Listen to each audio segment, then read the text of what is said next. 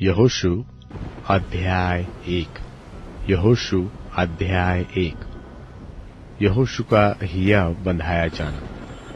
यहोवा के दास मूसा की मृत्यु के बाद यहोवा ने उसके सेवक यहोशू से, जो नून का पुत्र था, कहा, मेरा दास मूसा मर गया है, सो अब तू उठ, कमर बांध और इस सारी प्रजा समेत यरदन पार होकर उस देश को जा जिसे मैं उसको अर्थात इस्राएलियों को देता हूं, उस वचन के अनुसार जो मैंने मूसा से कहा था, अर्थात जिस जिस स्थान पर तुम पाँव धरोगे वह सब मैं तुम्हें देता हूं।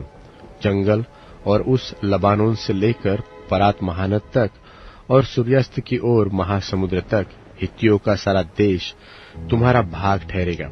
तेरे जीवन भर कोई तेरे सामने ठहर न सकेगा। जैसे मैं मूसा के संग रहा वैसे ही तेरे संग भी रहूंगा, और न तो मैं तुझे धोखा दूंगा और न तुझको छोड़ूंगा। इसलिए हियाव बांधकर दृढ़ हो जा, क्योंकि जिस देश के देने की शपथ मैंने इन लोगों के पूर्वजों से खाई थी, उसका अधिकारी तू इन्हें करेगा।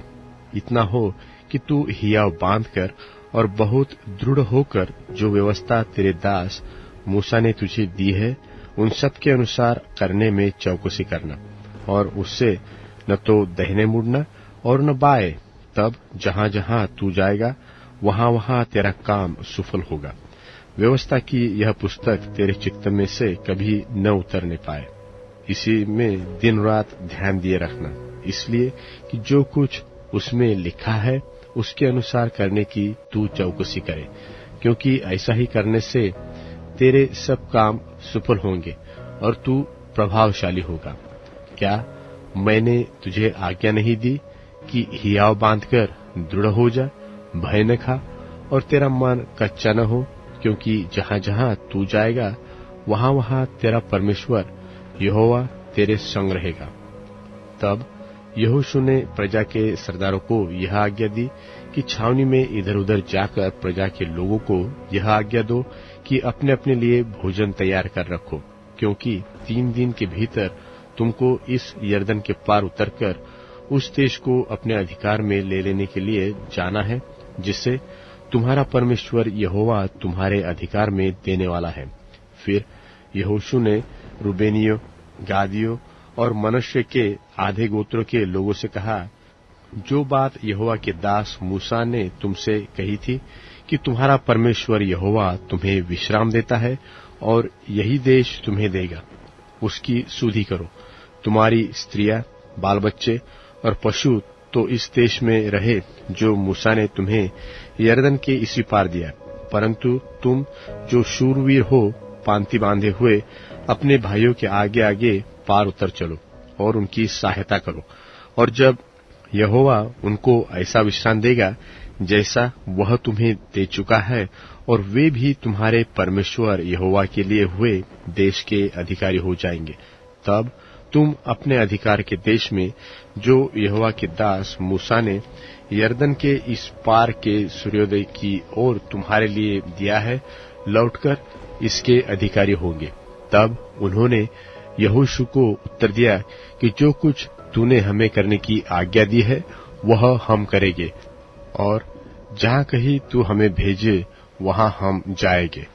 जैसे हम सब बातों में मूसा की मानते थे वैसे ही तेरे भी माना करेंगे। इतना हो कि तेरा परमेश्वर यहोवा जैसा मूसा के संग रहता था वैसा ही तेरे संग भी रहे। कोई क्यों न हो जो तेरे विरुद्ध बलवा करे, और जितनी आज्ञाएं तू दे उनको न माने तो वह मार डाला जाएगा, परंतु तू दृढ़ और हिया बांधे रह। यहोशू अध्याय 2। यहोशू अध्याय 2। तब नून के पुत्र यहोशू ने 2 भेदियों को शित्तीम में चुपके से भेज दिया और उनसे कहा, जाकर उस देश और यरीहो को देखो। तुरंत वे चल दिए और राहाब नाम किसी वेश्या के घर में जाकर सो गए।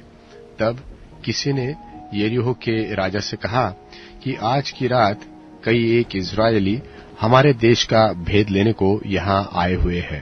तब यरीहो के राजा ने राहाब के पास यो कहला भेजा कि जो पुरुष तेरे यहाँ आए हैं उन्हें बाहर ले आ, क्योंकि वे सारे देश का भेद लेने को आए हैं।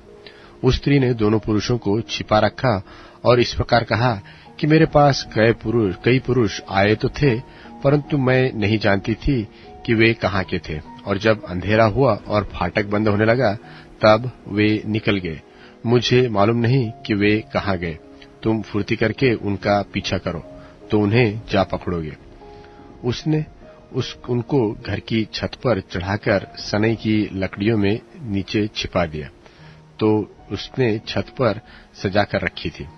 वे पुरुष तो यरदन का मार्ग ले उनकी खोज में घाट तक चले गए, और जो ही उनको खोजने वाले फाटक से निकले तो ही फाटक बंद किया गया, और ये लौटने न पाए थे कि वह स्त्री छत पर इनके पास जाकर इन पुरुषों से कहने लगी, मुझे तो निश्चय है कि यहोवा ने तुम लोगों को यह देश दिया है, और तुम्हारा भय हम लोगों के मन में समाया है, और इस देश के सब निवासी तुम्हारे कारण घबरा रहे हैं, क्योंकि हमने सुना है कि यहोवा ने तुम्हारे मिस्र से निकलने के समय तुम्हारे सामने लाल समुद्र का जल सुखा दिया, और तुम लोगों ने सिहोन और ओग नाम यरदन पार करने वाले अमेरियों के दोनों राजाओं को सत्यानाश कर डाला। और यह सुनते ही हमारा मन पिघल गया, और तुम्हारे कारण किसी के जी में जी न रहा, क्योंकि तुम्हारा परमेश्वर यहोवा ऊपर के आकाश का और नीचे की पृथ्वी का परमेश्वर है।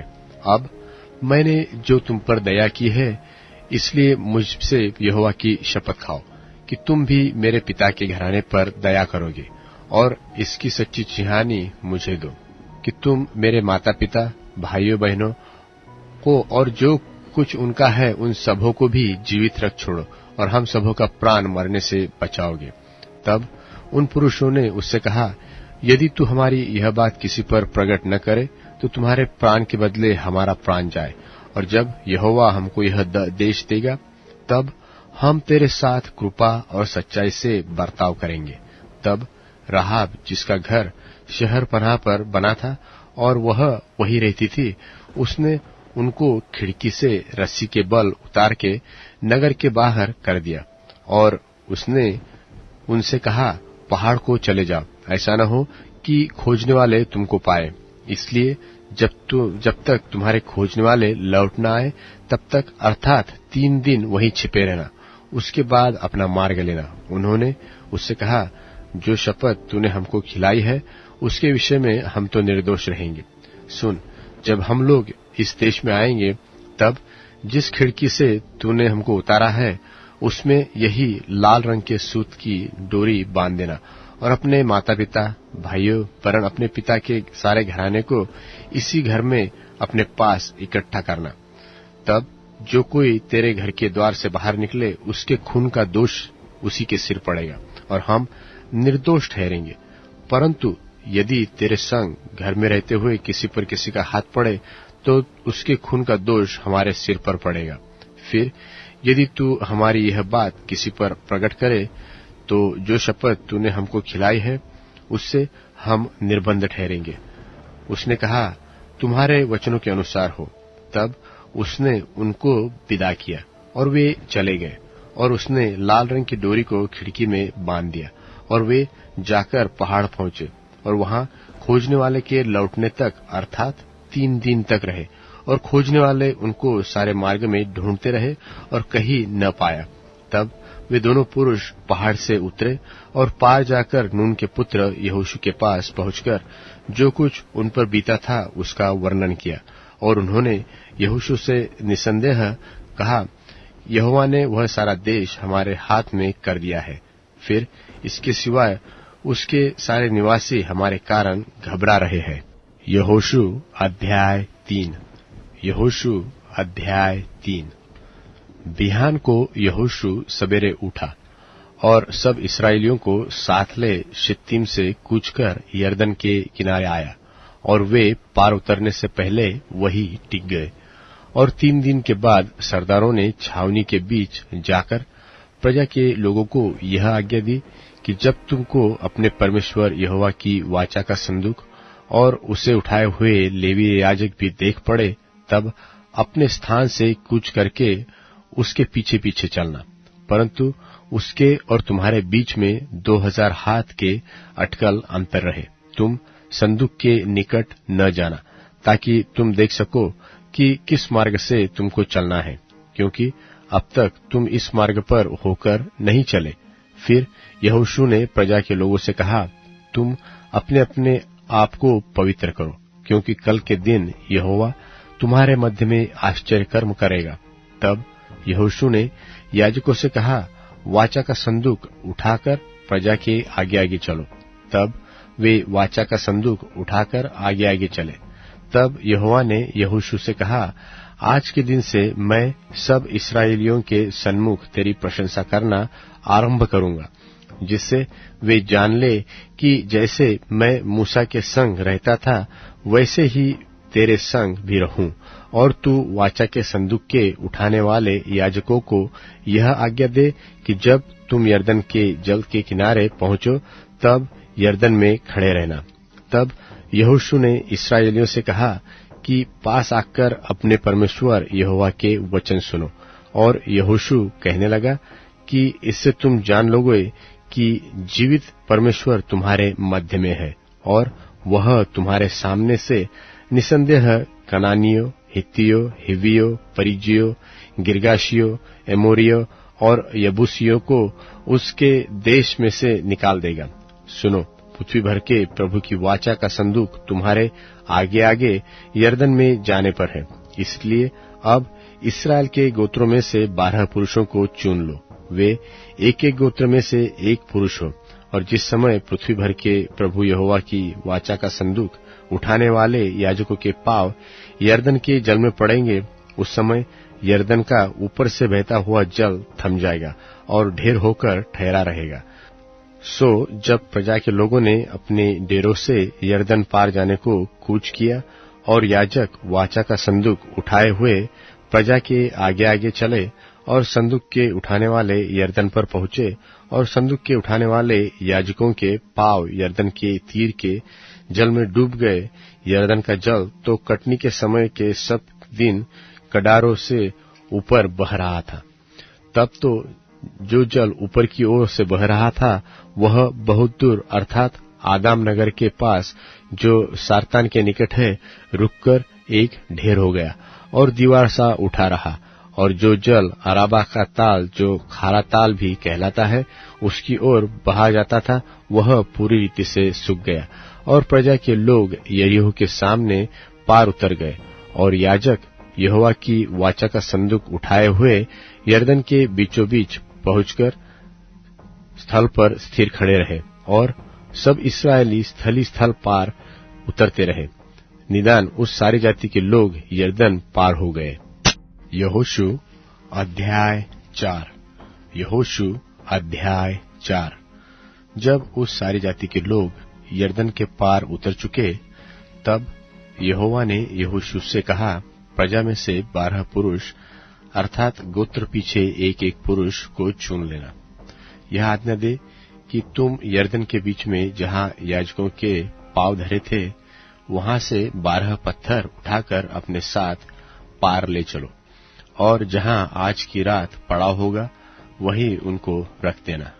तब यहोशू ने उन 12 पुरुषों को, जिन्हें उसने इस्राएलियों के प्रत्येक गोत्र में से छांटकर ठहरा रखा था, बुलवाकर कहा, तुम अपने परमेश्वर यहोवा के संदूक के आगे यरदन के बीच में जाकर इस्राएलियों के गोत्रों की गिनती के अनुसार एक एक पत्थर उठाकर अपने अपने कंधे पर रखो, जिससे यह तुम लोगों के बीच चिन्हानी ठहरे।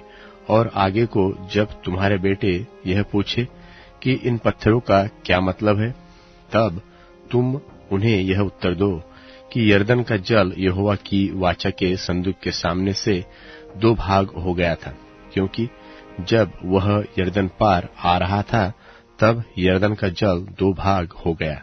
सो वे पत्थर इसराइल को सदा के लिए स्मरण दिलाने वाले ठहरेंगे। यहोशू की इस आज्ञा के अनुसार इसराइलियों ने किया। जैसा यहोवा ने यहोशू से कहा था, वैसा ही उन्होंने इस्राएली गोत्रों की गिनती के अनुसार 12 पत्थर यरदन के बीच में से उठा लिए और उनको अपने साथ ले जाकर पड़ाव में रख दिया। और यरदन के बीच जहां याजक वाचा के संदूक को उठाए हुए अपने पांव धरे, वहां यहोशू ने 12 पत्थर खड़े कराए, वे आज तक वहीं पाए जाते हैं। और याजक संदूक उठाए हुए उस समय तक यरदन के बीच खड़े रहे जब तक वे सब बातें पूरी न हो चुकी जिन्हें यहोवा ने यहोशू को लोगों से कहने की आज्ञा दी थी। तब लोग फुर्ती से पार उतर गए, और जब सब लोग पार उतर चुके तब याजक और यहोवा का संदूक भी उनके देखते पार हुए।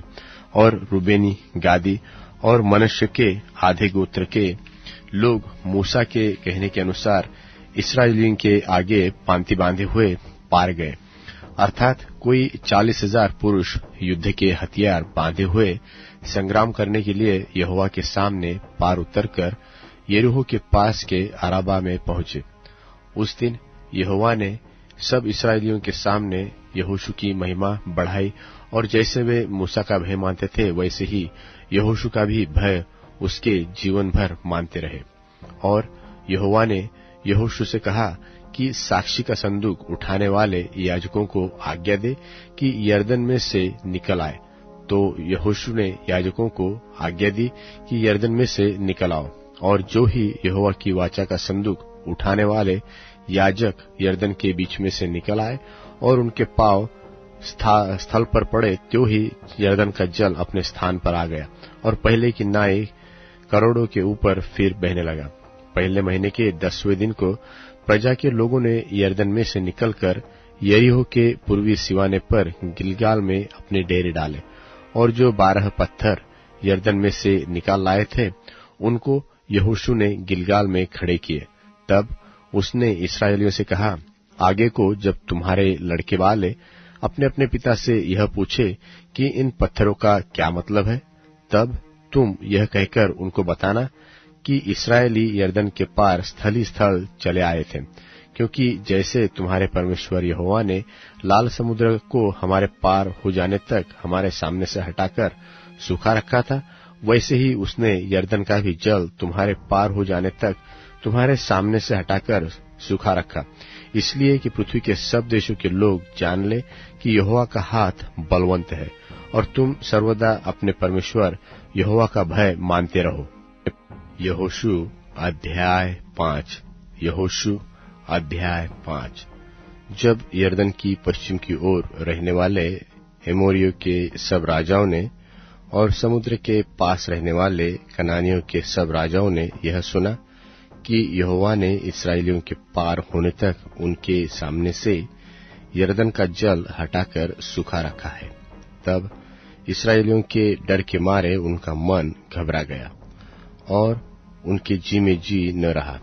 उस समय यहोवा ने यहोशू से कहा, चकमक की छुरियां बनवाकर दूसरी बार इस्राएलियों का खतना करा दे। तब यहोशू ने चकमक की छुरियां बनवाकर खलडिया नाम टीले पर इस्राएलियों का खतना कराया।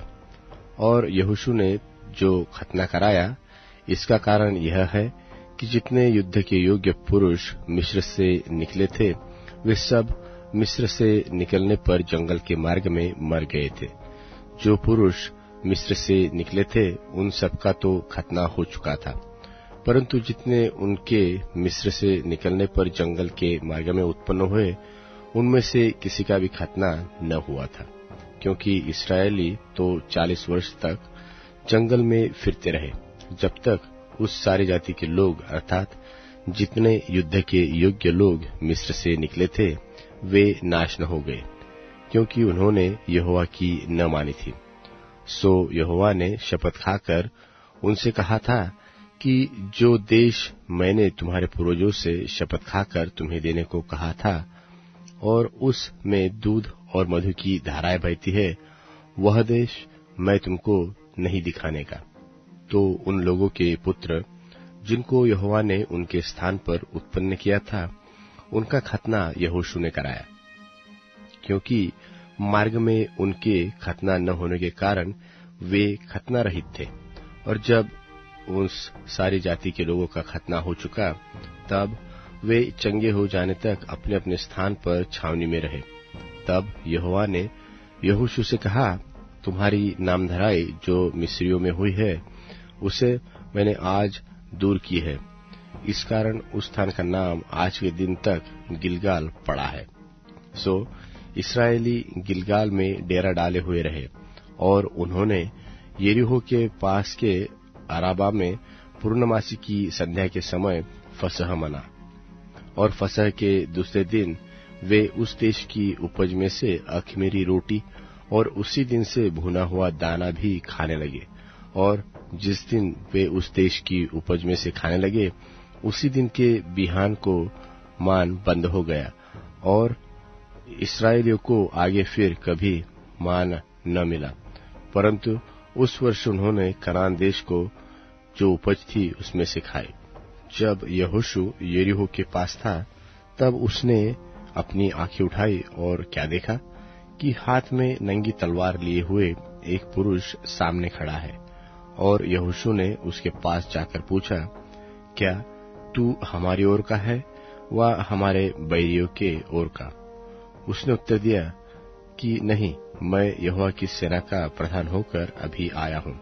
तब यहोशू ने पृथ्वी पर मुंह के बल गिरकर दंडवत किया और उससे कहा, अपने दास के लिए मेरे प्रभु की क्या आज्ञा है? यहोवा की सेना के प्रधान ने यहोशू से कहा, अपनी जूती पांव से उतार डाल, क्योंकि जिस स्थान पर तू खड़ा है वह पवित्र है। तब यहोशू ने वैसा ही किया।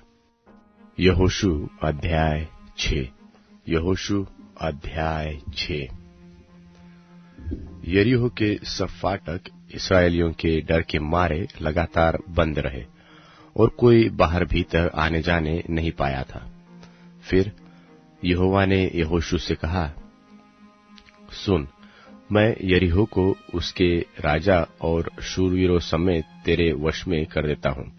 सो तुम में जितने योद्धा है, नगर को घेर ले और उस नगर के चारों ओर एक बार घुमाए, और 6 दिन तक ऐसा ही किया करना।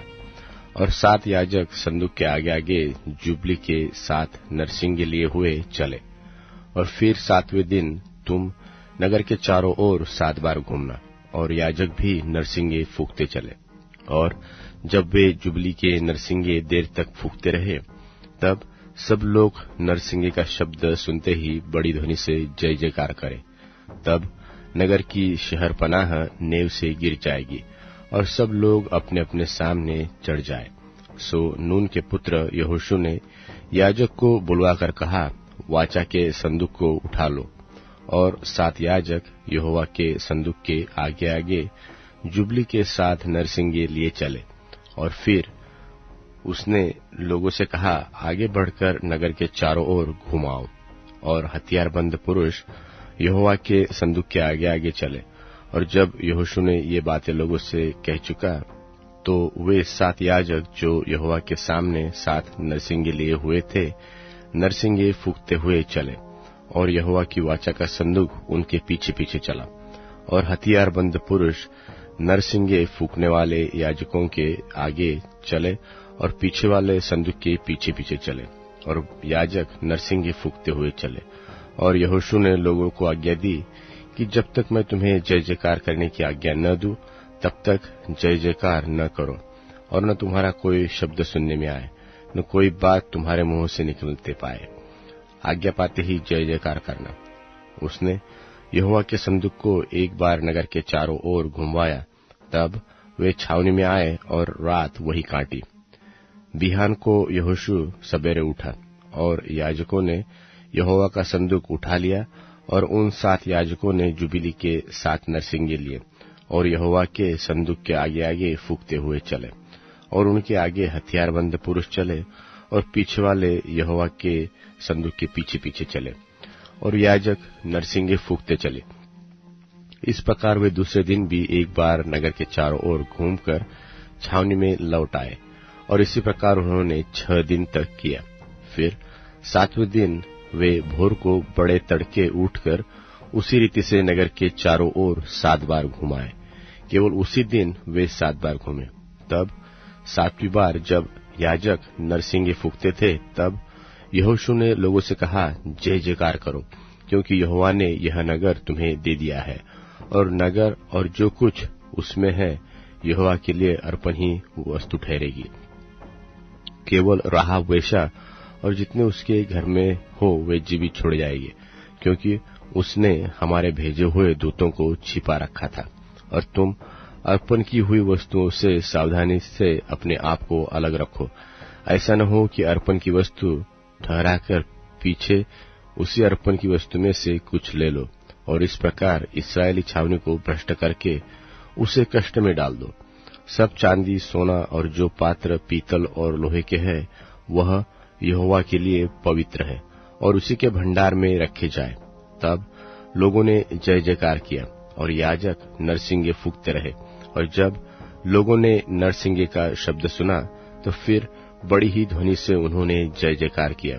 तब शहर पनाह नेव से गिर पड़ी और लोग अपने अपने सामने से उस नगर में चढ़ गए और नगर को ले लिया। और क्या पुरुष, क्या स्त्री, क्या जवान, क्या बूढ़े, वरन बैल, भेड़, बकरी, गधे और जितने नगर में थे, उन सबों को उन्होंने अर्पण की वस्तु जानकर तलवार से मार डाला। तब यहोशू ने उन दोनों पुरुषों से जो उस देश का भेद लेने गए थे कहा, अपनी शपथ के अनुसार उस वेश्या के घर में जाकर उसको और उसके पास हो उन्हें भी निकाल ले आओ।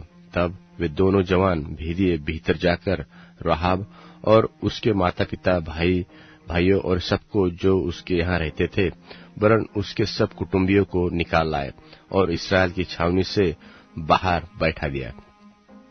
तब उन्होंने नगर को और जो कुछ उसमें था सबको आग लगाकर फूंक दिया। केवल चांदी, सोना और जो पात्र पीतल और लोहे के थे, उनको उन्होंने यहोवा के भवन के भंडार में रख दिया। और यहोशू ने राहाब वेश्या और उसके पिता के घराने को, वरन उसके सब लोगों को जीवित छोड़ दिया। और आज तक उसका वंश इस्राएलियों के बीच में रहता है, क्योंकि जो दूत यहोशू ने यरीहो के भेद लेने के लिए भेजे थे, उनको उसने छिपा रखा था। फिर उसी समय यहोशू ने इस्राएलियों के सन्मुख शपथ रखी और कहा कि जो मनुष्य उठकर इस नगर यरीहो को फिर से बनाए, वह यहोवा की ओर से शापित हो। और जब वह उसकी नींव डालेगा, तब तो उसका जेठा पुत्र मरेगा, और जब वह उसके फाटक लगवाएगा, तब उसका छोटा पुत्र मर जाएगा। और यहोवा यहोशू के संग रहा, और यहोशू की कीर्ति उस सारे देश में फैल गई। यहोशू अध्याय 7। यहोशू अध्याय 7। आकान का पाप। परंतु इस्राएलियों ने अर्पण की वस्तु के विषय में विश्वासघात किया, अर्थात यहूदा गोत्र का आकान, जो जेरह वंशी जब्दी का पोता और कर्मी का पुत्र था, उसने अर्पण की वस्तु में से कुछ ले लिया। इस कारण यहोवा का कोप इस्राएलियों पर भड़क उठा। और यहोशू ने यरीहो से ए नाम नगर के पास, जो बेतावेन से लगा हुआ बेतेल की पूर्व की ओर है, कितने पुरुषों को यह कहकर भेजा कि जाकर देश का भेद ले आओ। और उन पुरुषों ने जाकर ए का भेद लिया। और उन्होंने यहोशू के पास लौटकर कहा, सब लोग वहां न जाने पाए। कोई 2 व 3 हजार पुरुष जाकर ए को जीत सकते हैं। सब लोगों को वहां जाने का कष्ट न दे, क्योंकि वे लोग थोड़े ही हैं।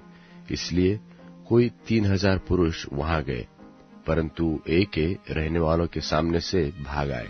तब ए के रहने वालों ने उनमें से कोई 36 पुरुष मार डाले और अपने फाटक से शबारिम तक उनका पीछा करके उतराई में उनको मारते गए। तब लोगों का मन पिघलकर जलसा बन गया। तब यहोशू ने अपने वस्त्र फाड़े और वह और इस्राएली वृद्ध लोग यहोवा के संदूक के सामने मुंह के बल गिरकर पृथ्वी पर सांझ तक पड़े रहे। और उन्होंने अपने सिर पर धूल डाली।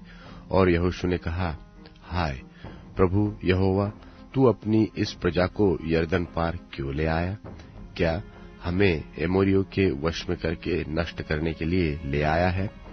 भला होता कि हम संतोष करके यरदन के उस पार रह जाते। हाय प्रभु, मैं क्या करूं जब इस्राएलियों ने अपने शत्रुओं को पीठ दिखाई है, क्योंकि कनानी वरन इस देश के सब निवासी यह सुनकर हमको घेर लेंगे और हमारा नाम पृथ्वी पर से मिटा डालेंगे। फिर तू अपने बड़े नाम के लिए क्या करेगा? यहोवा ने यहोशू से कहा, उठ, खड़ा हो जा। तू क्यों इस भांति मुंह के बल पृथ्वी पर पड़ा है? इस्राएलियों ने पाप किया है और जो वाचा मैंने उनसे अपने साथ बांधी थी उसको उन्होंने तोड़ दिया है। उन्होंने अर्पण की वस्तु में से ले लिया, वरन चोरी भी की और छल करके उसको अपने सामान में रख लिया है। इस कारण इस्राएली अपने शत्रु के सामने खड़े नहीं रह सकते। वे अपने शत्रुओं को पीठ दिखाते हैं, इसलिए कि वे आप अर्पण की वस्तु बन गए हैं। और यदि तुम अपने मध्य में से अर्पण की वस्तु को सत्यानाश न कर डालोगे, तो मैं आगे को तुम्हारे संग नहीं रहूंगा। उठ, प्रजा के लोगों को पवित्र कर। उनसे कह कि बिहान तक अपने अपने को पवित्र करो, क्योंकि इस्राएल का परमेश्वर यहोवा यह कहता है कि हे इस्राएल, तेरे मध्य में अर्पण की वस्तु है। इसलिए जब तक तू अर्पण की वस्तु को अपने मध्य में से दूर न करे, तब तक तू अपने शत्रुओं के सामने खड़ा न रह सकेगा। इसलिए बिहान को तू गोत्र गोत्र के अनुसार समीप खड़े किए जाओगे, और जिस गोत्र को यहोवा पकड़े वह एक एक कुल करके पास आए, और जिस कुल को यहोवा पकड़े वो घराना घराना करके पास आए। फिर जिस घराने को यहोवा पकड़े वह एक एक पुरुष करके पास आए। तब जो पुरुष अर्पण की वस्तु रखे हुए पकड़ा जाएगा, वह और जो कुछ उसका हो सब आग में डालकर जला दिया जाए, क्योंकि उसने यहोवा की वाचा को तोड़ा है और इस्राएल में अनुचित कर्म किया है। बिहान को यहोशू सवेरे उठकर इस्राएलियों को गोत्र गोत्र करके समीप ले आया, और यहूदा का गोत्र पकड़ा गया।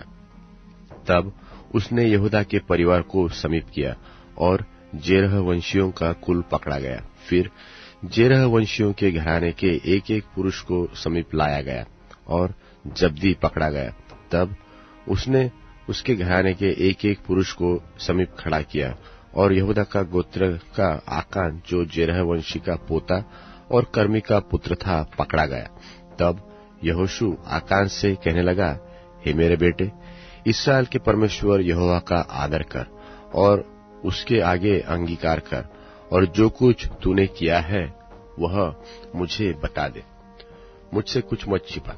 और आकान ने यहोशू को उत्तर दिया कि सचमुच मैंने इस्राएल के परमेश्वर यहोवा के विरुद्ध पाप किया है, और यह मैंने किया है कि जब मुझे लूट में शिनार देश का एक सुंदर ओढ़ना और 200 शेकिल चांदी और 50 शेकिल की सोने की एक ईंट दिखाई पड़ी, तब मैंने उनका लालच करके उन्हें रख लिया।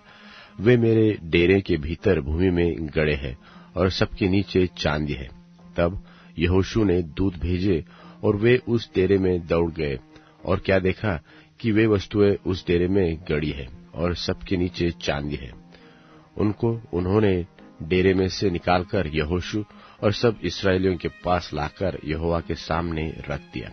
तब सब इस्राएलियों समेत यहोशू जेरह वंशी आकान को और उस चांदी और ओढ़ने और सोने की ईंट को और उसके बेटे बेटियों को और उसके बैलों, गधों और भेड़ बकरियों को और उसके डेरे को, निदान जो कुछ उसका था, उन सबको आकोर नाम तराई में ले गया। तब यहोशू ने उनसे कहा, तूने हमें क्यों कष्ट दिया है? आज के दिन यहोवा तुम्ही को कष्ट देगा।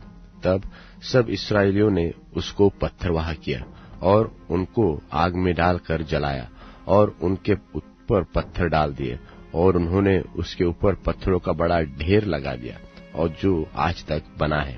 तब यहोवा का भड़का हुआ कोप शांत हो गया। इस कारण उस स्थान का नाम आज तक अकोर तराई पड़ा है। यहोशू अध्याय 8। यहोशू अध्याय 8।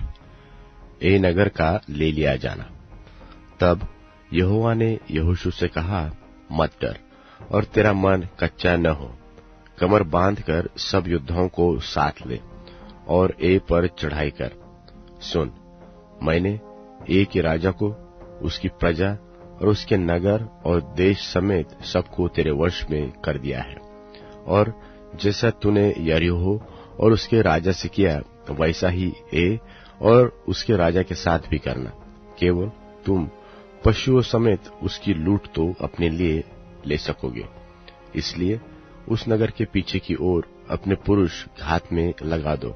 सो यहोशू ने सब योद्धाओं समेत ए पर चढ़ाई करने की तैयारी की।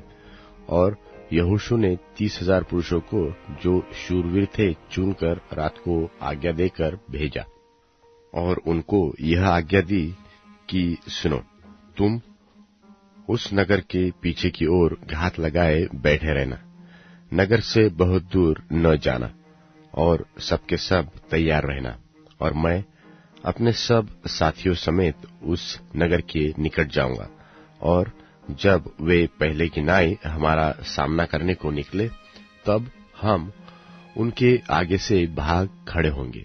तब वे यह सोचेंगे कि वे पहले की भांति हमारे सामने से भाग जाते हैं, हमारा पीछा करेंगे।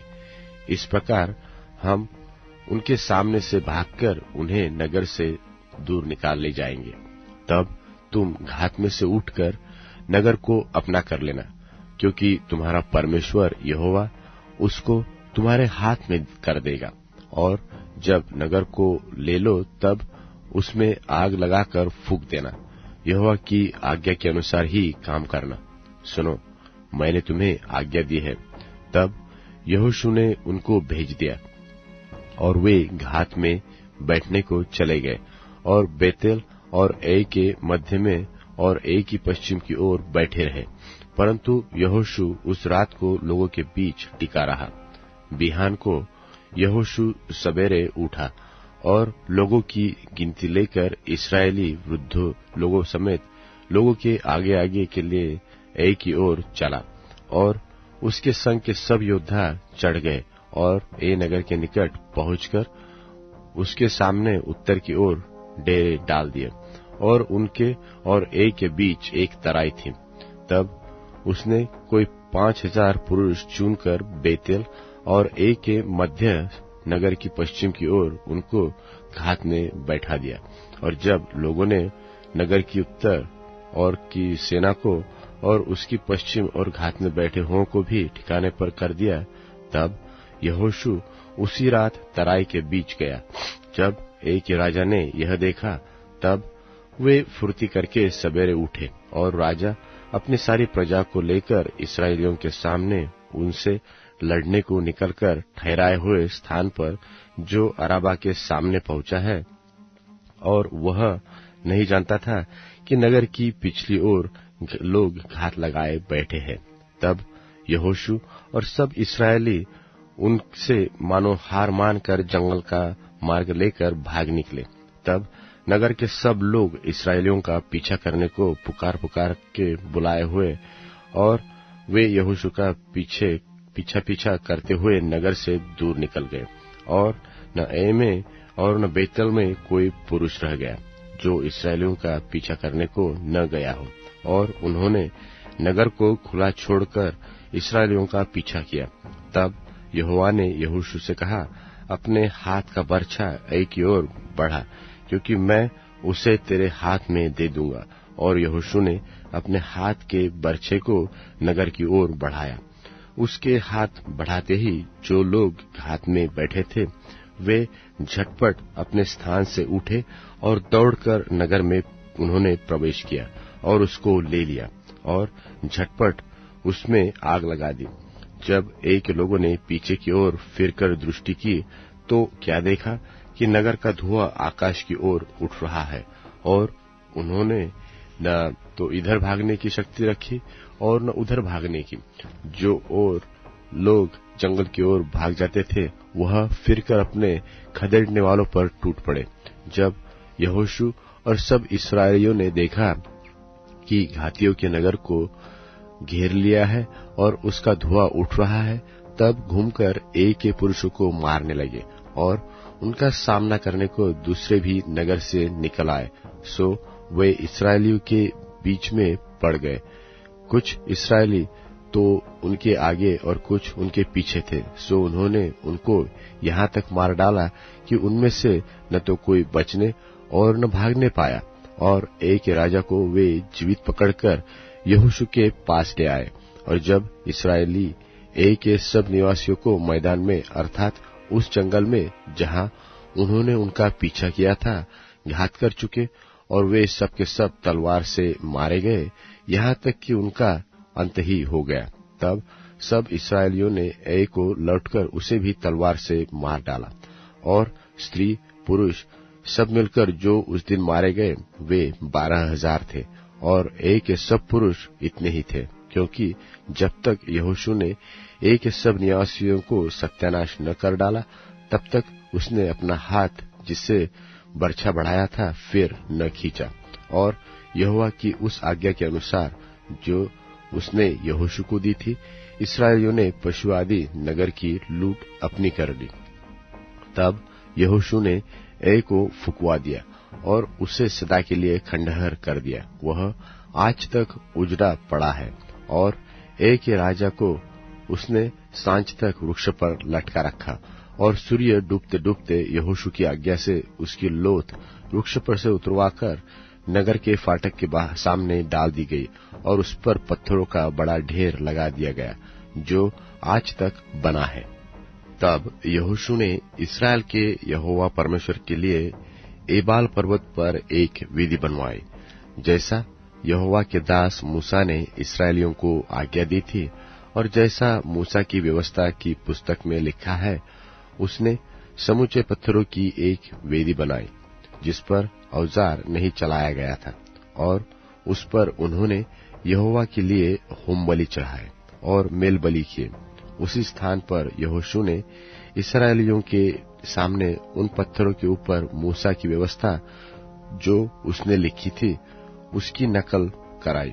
और वे क्या देशी क्या परदेशी सारे इस्राएली अपने वृद्ध लोगों, सरदारों और न्यायियों समेत यहोवा की वाचा का संदूक उठाने वाले लेवीय याजकों के सामने उस संदूक के इधर उधर खड़े हुए, अर्थात आधे लोग तो गिरिज्जम पर्वत के और आधे लोग एबाल पर्वत के सामने खड़े हुए, जैसा कि यहोवा के दास मूसा ने पहले से आज्ञा दी थी, इस्राएल की प्रजा को आशीर्वाद दिए जाए। उसके बाद उसने आशीष और शाप की व्यवस्था के सारे वचन जैसे जैसे व्यवस्था की पुस्तक में लिखे हुए हैं वैसे वैसे पढ़ पढ़कर सुना दिए। जितनी बातों की मूसा ने आज्ञा दी थी उनमें से कोई ऐसी बात नहीं रह गई जो यहोशू ने इस्राएल की सारी सभा और स्त्रियों और बाल बच्चों और उनके साथ रहने वाले परदेशी लोगों के सामने भी पढ़कर न सुनाई। यहोशू अध्याय 9। यहोशू अध्याय 9। गिबोनियों का छल। यह सुनकर हित्ती, एमोरी, कनानी, पेरिज्जी, हिव्वी और यबूसी जितने राजा यरदन के इस पार पहाड़ी देश में और नीचे के देश में लबानोन के सामने के महासागर के तट पर रहते थे, वे एक मन होकर यहोशू और इस्राएलियों से लड़ने को इकट्ठे हुए। जब गिबोन के निवासियों ने सुना कि यहोशू ने यरीहो को और ऐसे क्या क्या किया, तब उन्होंने छल किया और राजदूतों का भेष बनाकर अपने गधों पर पुराने बोरे और पुराने फटे और जोड़े हुए मदिरा के कुप्पे लादकर अपने पांव में पुरानी गाठी हुई जूतियां और तन पर पुराने वस्त्र पहने और अपने भोजन के लिए सूखी और फफूंदी लगी हुई रोटी ले ली। तब वे गिलगाल की छावनी में यहोशू के पास जाकर उससे और इस्राएली पुरुषों से कहने लगे, हम दूर देश से आए हैं, इसलिए अब तुम हमसे वाचा बांधो। इस्राएली पुरुषों ने उन हिव्वियों से कहा, क्या जाने तुम हमारे मध्य में ही रहते हो, फिर हम तुमसे वाचा कैसे बांधे? उन्होंने यहोशू से कहा, हम तेरे दास हैं, तब यहोशू ने उनसे कहा, तुम कौन हो और कहां से आए हो? उन्होंने उससे कहा, तेरे दास बहुत दूर के देश से तेरे परमेश्वर यहोवा का नाम सुनकर आए हैं, क्योंकि हमने यह सब सुना है, अर्थात उसकी कीर्ति और जो कुछ उसने मिस्र में किया और जो कुछ उसने एमोरियों के दोनों राजाओं के से किया जो यरदन के उस पार रहते थे, अर्थात हेशबोन के राजा सिहोन से और बाशान के राजा ओग से जो अश्तारोत में था। इसलिए हमारे यहाँ के वृद्ध लोगों ने और हमारे देश के सब निवासियों ने हमसे कहा कि मार्ग के लिए अपने साथ भोजन वस्तु लेकर उनसे मिलने को जाओ और उनसे कहना कि हम तुम्हारे दास हैं, इसलिए अब तुम हमसे वाचा बांधो। जिस दिन हम तुम्हारे पास चलने को निकले उस दिन तो हमने अपने अपने घर में यह रोटी गरम गरम और ताजी ली थी, परंतु आज देखो अब यह सूख गई है और इसमें फफूंदी लग गई है। फिर ये जो मदिरा के कुप्पे हमने भर लिए थे तब तो नए थे, परंतु देखो अब ये फट गए हैं और हमारे ये वस्त्र और जूतियां बड़ी लंबी यात्रा के कारण पुरानी हो गई है। तब उन पुरुषों ने यहोवा से बिना सलाह लिए उनके भोजन से कुछ ग्रहण किया। तब यहोशू ने उनसे मेल करके उनसे यह वाचा बांधी कि तुमको जीवित छोड़ने, और मंडली के प्रधानों ने उनसे शपथ खाई और उनके साथ वाचा बांधने के 3 दिन के बाद उनको यह समाचार मिला कि वे हमारे पड़ोस के रहने वाले लोग हैं और हमारे मध्य में ही बसे हैं। तब इस्राएली कूच करके तीसरे दिन उनके नगरों को, जिनके नाम गिबोन, कपीरा, बेरोत और किर्यत्यारीम है, पहुंच गए और इस्राएलियों ने उनको न मारा, क्योंकि मंडली के प्रधानों ने उनके संग इस्राएल के परमेश्वर यहोवा की शपथ खाई थी कि तब सारी मंडली के लोग प्रधानों के विरुद्ध कुड़कुड़ाने लगे।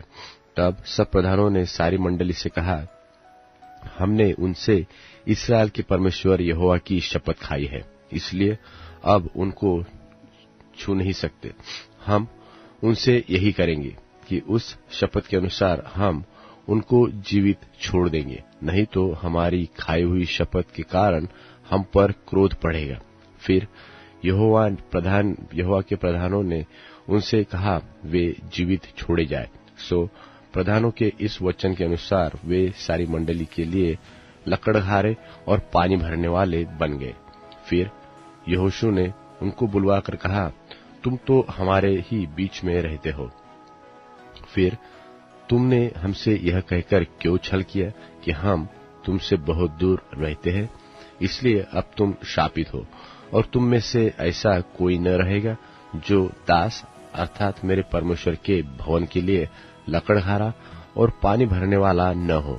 उन्होंने यहोशू को उत्तर दिया, तेरे दासों को यह निश्चय बतलाया था कि तेरे परमेश्वर यहोवा ने अपने दास मूसा को आज्ञा दी थी कि तुमको वह सारा देश दे और उसके सारे निवासियों को तुम्हारे सामने से सर्वनाश करे। इसलिए हम लोगों को तुम्हारे कारण से अपने प्राणों के लाले पड़ गए, इसलिए हमने ऐसा काम किया और अब हम तेरे वश में हैं।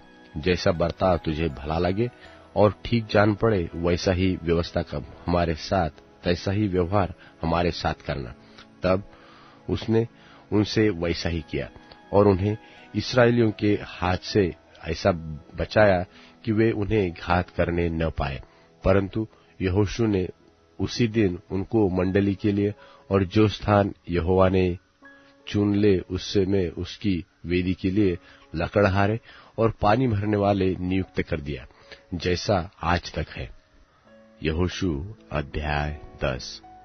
जब यरूशलेम के राजा अदोनी सेदेक ने सुना कि यहोशू ने ए को ले लिया और उसको सत्यानाश कर डाला है, और जैसा उसने यरीहो और उसके राजा से किया था वैसा ही ए और उसके राजा से भी किया गया है, और यह भी सुना कि गिबोन के निवासियों ने इस्राएलियों से मेल किया और उनके बीच रहने लगे हैं, तब वे निपट डर गए, क्योंकि गिबोन बड़ा नगर बरन राजनगर के तुल्य और ए से बड़ा था, और उसके सब निवासी शूरवीर थे।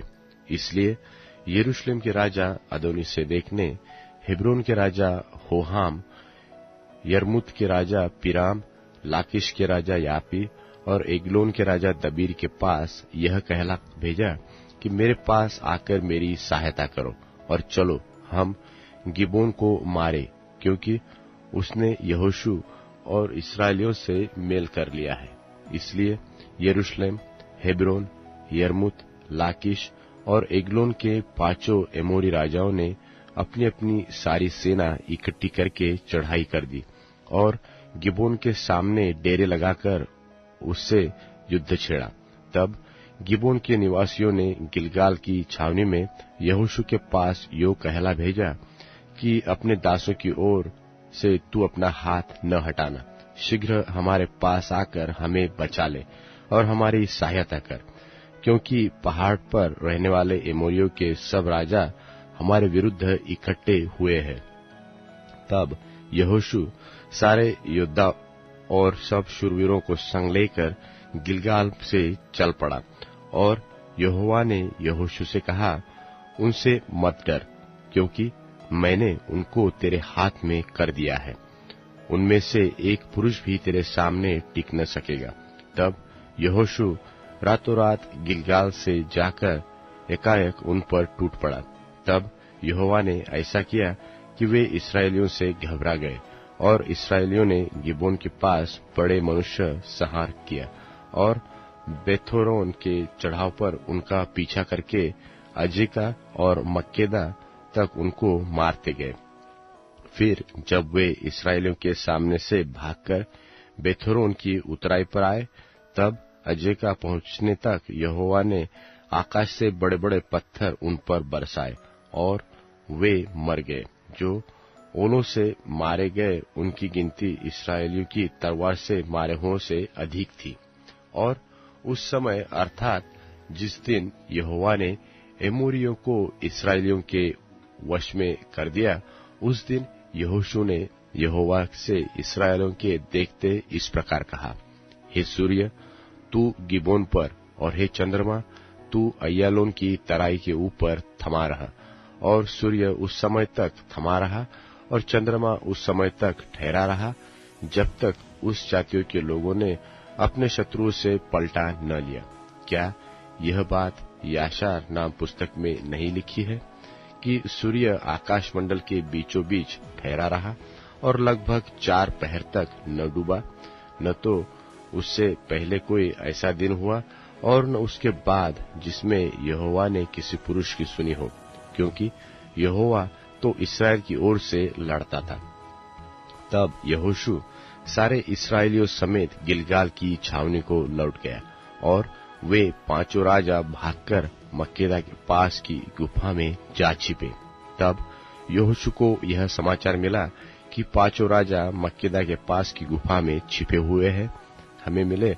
यहोशू ने कहा, गुफा के मुंह पर बड़े बड़े पत्थर लुढ़काकर उनकी देखभाल के लिए मनुष्यों को उसके पास बैठा दो, परंतु तुम मत ठहरो, अपने शत्रुओं का पीछा करके उनमें से जो पिछड़ गए हैं उनको मार डालो। उन्हें अपने अपने नगर में प्रवेश करने का अवसर न दो, क्योंकि तुम्हारे परमेश्वर यहोवा ने उनको तुम्हारे हाथ में कर दिया है। जब यहोशू और इस्राएली उनका संहार करके नाश कर चुके और उनमें से जो बच गए सो अपने अपने गढ़वाले नगर में घुस गए, तब सब लोग मक्केदा की छावनी को यहोशू के पास कुशल क्षेम से लौट आए, और इस्राएलियों के विरुद्ध किसी ने जीभ तक न हिलाई। तब यहोशू ने आज्ञा दी कि गुफा का मुंह खोलकर उन 5 राजा को मेरे पास निकाल ले आओ। उन्होंने ऐसा ही किया, और यरूशलेम, हेब्रोन, प्रमुर्त, लाकिश और एग्लोन के उन 5 राजा को गुफा में से उसके पास निकाल ले आए। जब वे उन राजाओं को यहोशू के पास निकाल ले आए, तब यहोशू ने इस्राएल के सब पुरुषों को बुलवाकर अपने साथ चलने वाले योद्धाओं के प्रधानों से कहा, निकट आकर अपने अपने पांव इन राजाओं की गर्दनों पर रखो। और उन्होंने निकट आकर अपने अपने पांव उनकी गर्दनों पर रखे। तब यहोशू ने उनसे कहा, मत डरो और न तुम्हारा मन कच्चा हो, हियाव बांध कर दृढ़ हो, क्योंकि यहोवा तुम्हारे संग सब शत्रुओं से जिनसे तुम लड़ने वाले हो ऐसा ही करेगा। इसके बाद यहोशू ने उनको मार डाला और 5 वृक्षों पर लटका दिया, और वे सांझ तक उन वृक्षों पर लटके रहे। सूर्य डूबते डूबते यहोशू ने आज्ञा पाकर लोगों ने उन्हें उनको वृक्षों पर से उतार के उसी गुफा में जहां वे छिप गए थे डाल दिया, और उस गुफा के मुंह पर बड़े बड़े पत्थर धर दिए। वे आज तक वही धरे हुए हैं। उसी दिन यहोशू ने मक्केदा को ले लिया और उसको तलवार से मारा और उसके राजा को सत्यानाश किया, और जितने प्राणी उसमें थे उन सबों में से किसी को जीवित न छोड़ा। और जैसा उसने यरीहो के राजा के साथ किया था वैसा ही मक्केदा के राजा से भी किया। तब यहोशू सब इस्राएलियों समेत मक्केदा से चलकर लिब्ना को गया और लिब्ना से लड़ा, और यहोवा ने उसको भी राजा समेत इस्राएलियों के हाथ में कर दिया। और यहोशू ने उसको और उसमें के सब प्राणियों को तलवार से मारा, और उसमें से किसी को भी जीवित न छोड़ा। और उसके राजा से वैसा ही किया जैसा उसने यरीहो के राजा से किया था। फिर यहोशू सब इस्राएलियों समेत लिब्ना से चलकर लाकीश को गया और उसके विरुद्ध छावनी डालकर लड़ा, और यहोशुआ ने लाकीश को इस्राएल के हाथ में कर दिया। और दूसरे दिन उसने उसको जीत लिया, और जैसा उसने लिब्ना के सब प्राणियों को तलवार से भी मारा था वैसा ही उसने लाकीश से भी किया। तब गेरेज का राजा होराम लाकीश की सहायता को चढ़ाया, और यहोशू ने प्रजा समेत उसको भी ऐसा मारा कि उसके लिए किसी को जीवित न छोड़ा। फिर यहोशू ने सब इस्राएलियों समेत लाकीश से चढ़कर एग्लोन को गया और उसके विरुद्ध छावनी लड़ाकर युद्ध करने लगा। और उसी दिन उन्होंने उसको ले लिया और उसको तलवार से मारा। और उसी दिन जैसा उसने लाकीश के सब प्राणियों को सत्यानाश कर डाला था वैसा ही उसने एग्लोन से भी किया। फिर यहोशू सब इस्राएलियों समेत एग्लोन से चलकर हेब्रोन को गया और उनसे लड़ने लगा, और उन्होंने उसे ले लिया और उसको और उसके राजा और सब गांवों को और उसमें के सब प्राणियों को तलवार से मारा। जैसा यहोशू ने एग्लोन से किया था वैसा ही उसने हेब्रोन से भी किया, और किसी को जीवित न छोड़ा। उसने उसको और उसमें के सब प्राणियों को सत्यानाश कर डाला। तब यहोशू सब इस्राएलियों समेत घूमकर दबीर को गया और उससे लड़ने लगा, और राजा समेत उसे और उसके सब गांवों को ले लिया, और उन्होंने उनको तलवार से घात किया, और जितने प्राणी उसमें थे सबको सत्यानाश कर डाला, किसी को जीवित न छोड़ा। जैसा यहोशू ने हेब्रोन और लिब्ना और उसके राजा से किया था वैसा ही उसने दबीर और उसके राजा से भी किया। इस प्रकार यहोशू ने उस सारे देश को अर्थात पहाड़ी देश, दक्षिण देश, नीचे के देश और ढालू देश को उनके सब राजाओं समेत मारा, और इस्राएल के परमेश्वर यहोवा की आज्ञा के अनुसार किसी को जीवित न छोड़ा, वरन जितने प्राणी थे सबों को सत्यानाश कर डाला। और यहोशू ने कादेश बरने से लेकर अज्जा तक और गिबोन तक के सारे गोशेन देश के लोगों को मारा।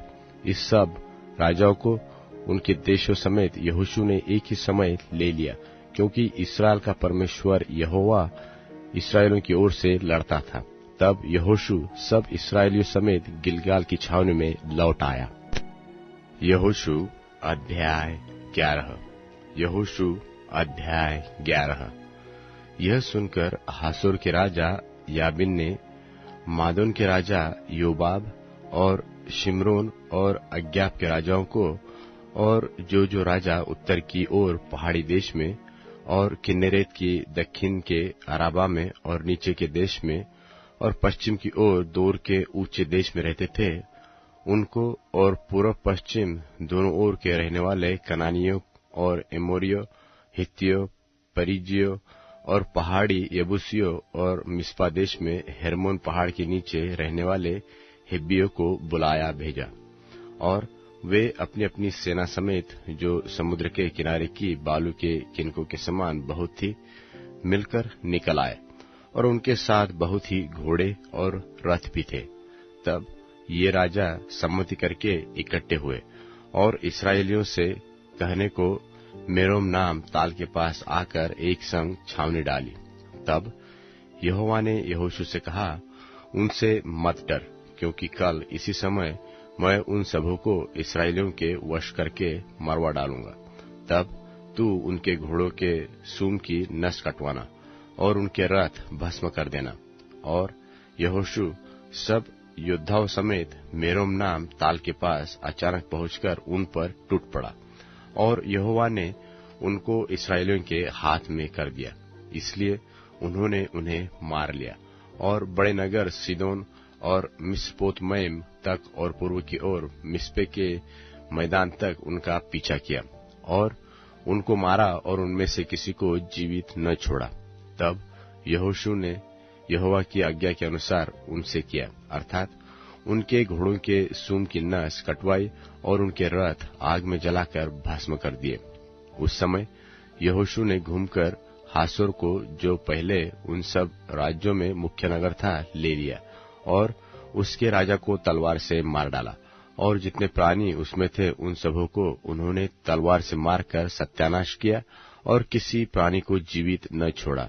और हासोर को यहोशू ने आग लगाकर फूंकवा दिया, और उन सब नगरों को उनके सब राजाओं समेत यहोशू ने ले लिया, और यहोवा ने के दास मूसा की आज्ञा के अनुसार उनको तलवार से घात करके सत्यानाश किया। परंतु हासोर को छोड़कर, जिसे यहोशू ने फूंकवा दिया, इस्राएल ने और किसी नगर को जो अपने टीले पर बसा था नहीं जलाया।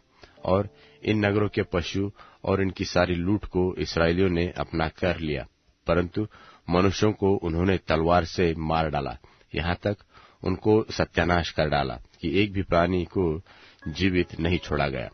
जो आज्ञा यहोवा ने अपने दास मूसा को दी थी, उसी के अनुसार मूसा ने यहोशू को आज्ञा दी थी, और ठीक वैसा ही यहोशू ने किया भी। जो जो आज्ञा यहोवा ने मूसा को दी थी, उनमें से यहोशू ने कोई भी पूरी किए बिना न छोड़ी।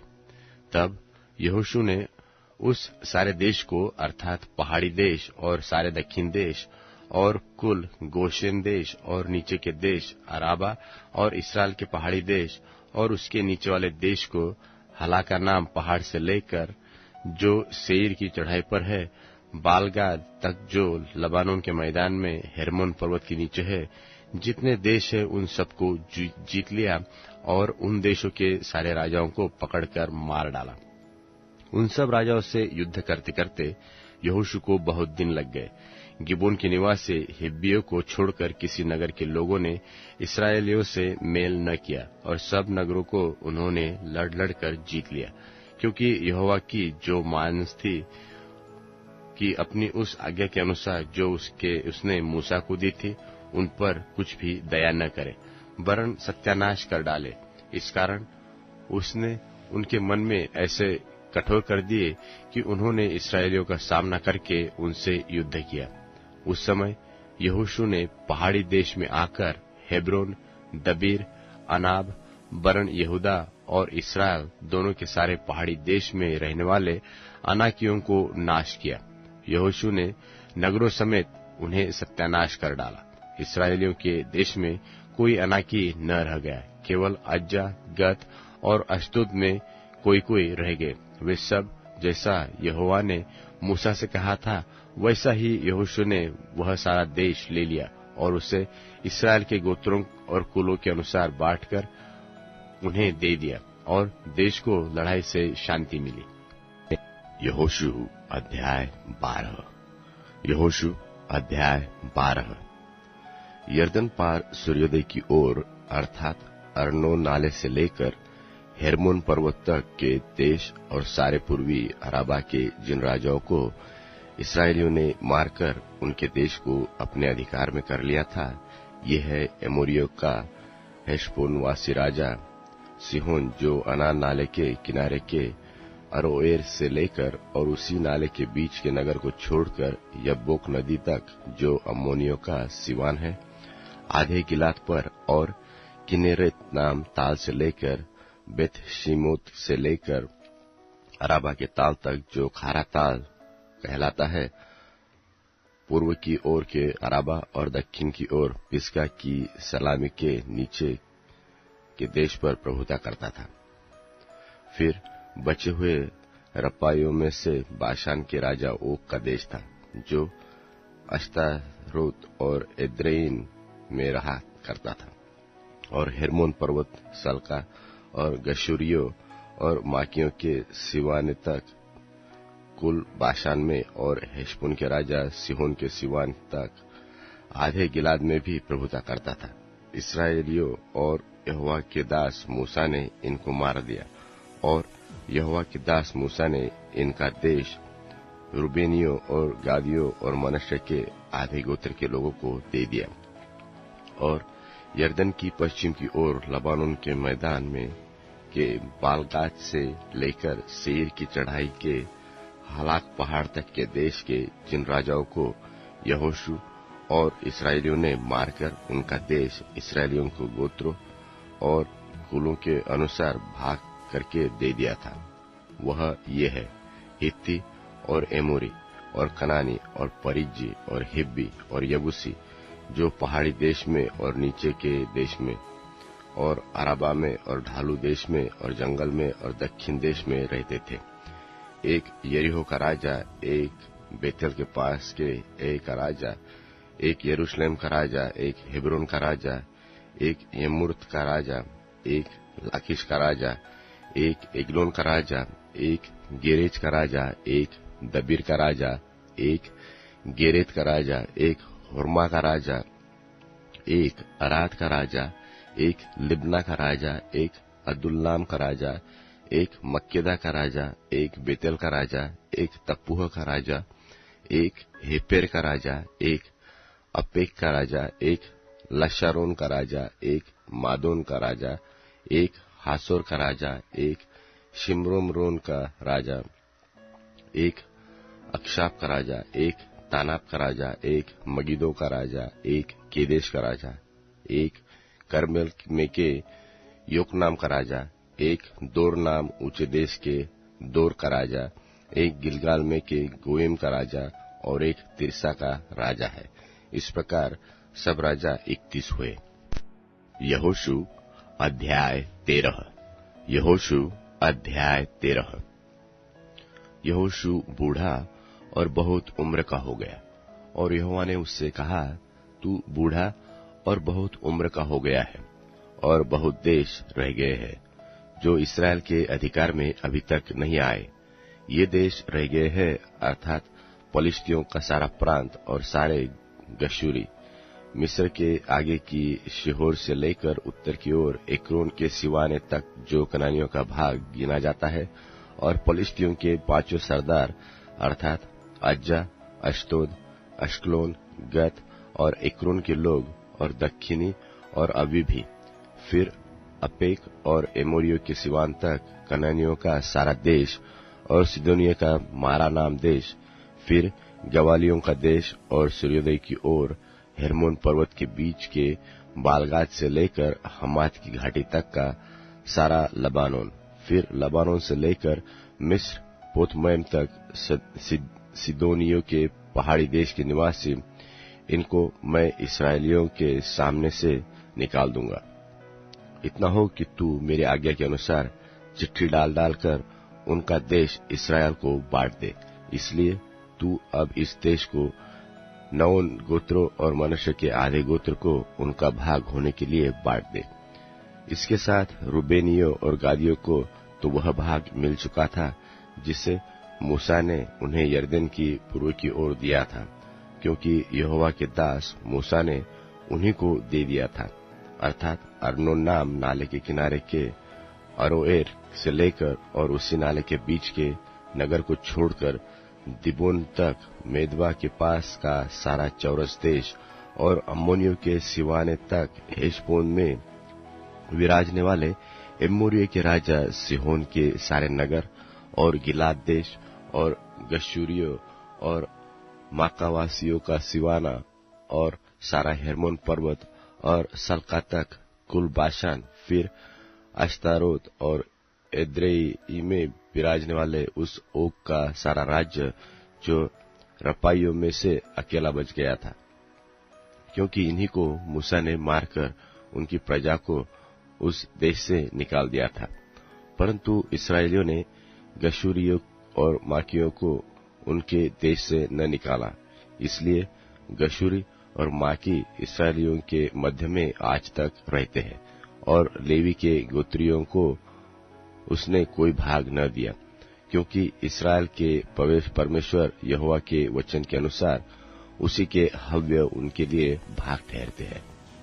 मूसा ने रूबेन के गोत्र को उनके कुलों के अनुसार दिया, अर्थात अर्नोन नाम नाले के किनारे के अरोएर से लेकर और उसी नाले के बीच के नगर को छोड़कर मेदबा के पास का सारा चौरस देश, फिर चौरस देश में का हेशबोन जोर उसके सब गांव, फिर दिबोन, बामोतबाल, बेतबालमोन, यहसा, कदेमोत, मेपात, किरियातैम, सिब्मा और तराइमे के पहाड़ पर बसा हुआ सेरेथ शहर, बेतपुर, पिस्गा की सलामी और बेतशिमोन, निदान चौरस देश में बसे हुए हेशबोन में विराजने वाले एमोरियों के उस राजा शिहोन के राज्य के कुल नगर जिन्हें मूसा ने मार दिया था।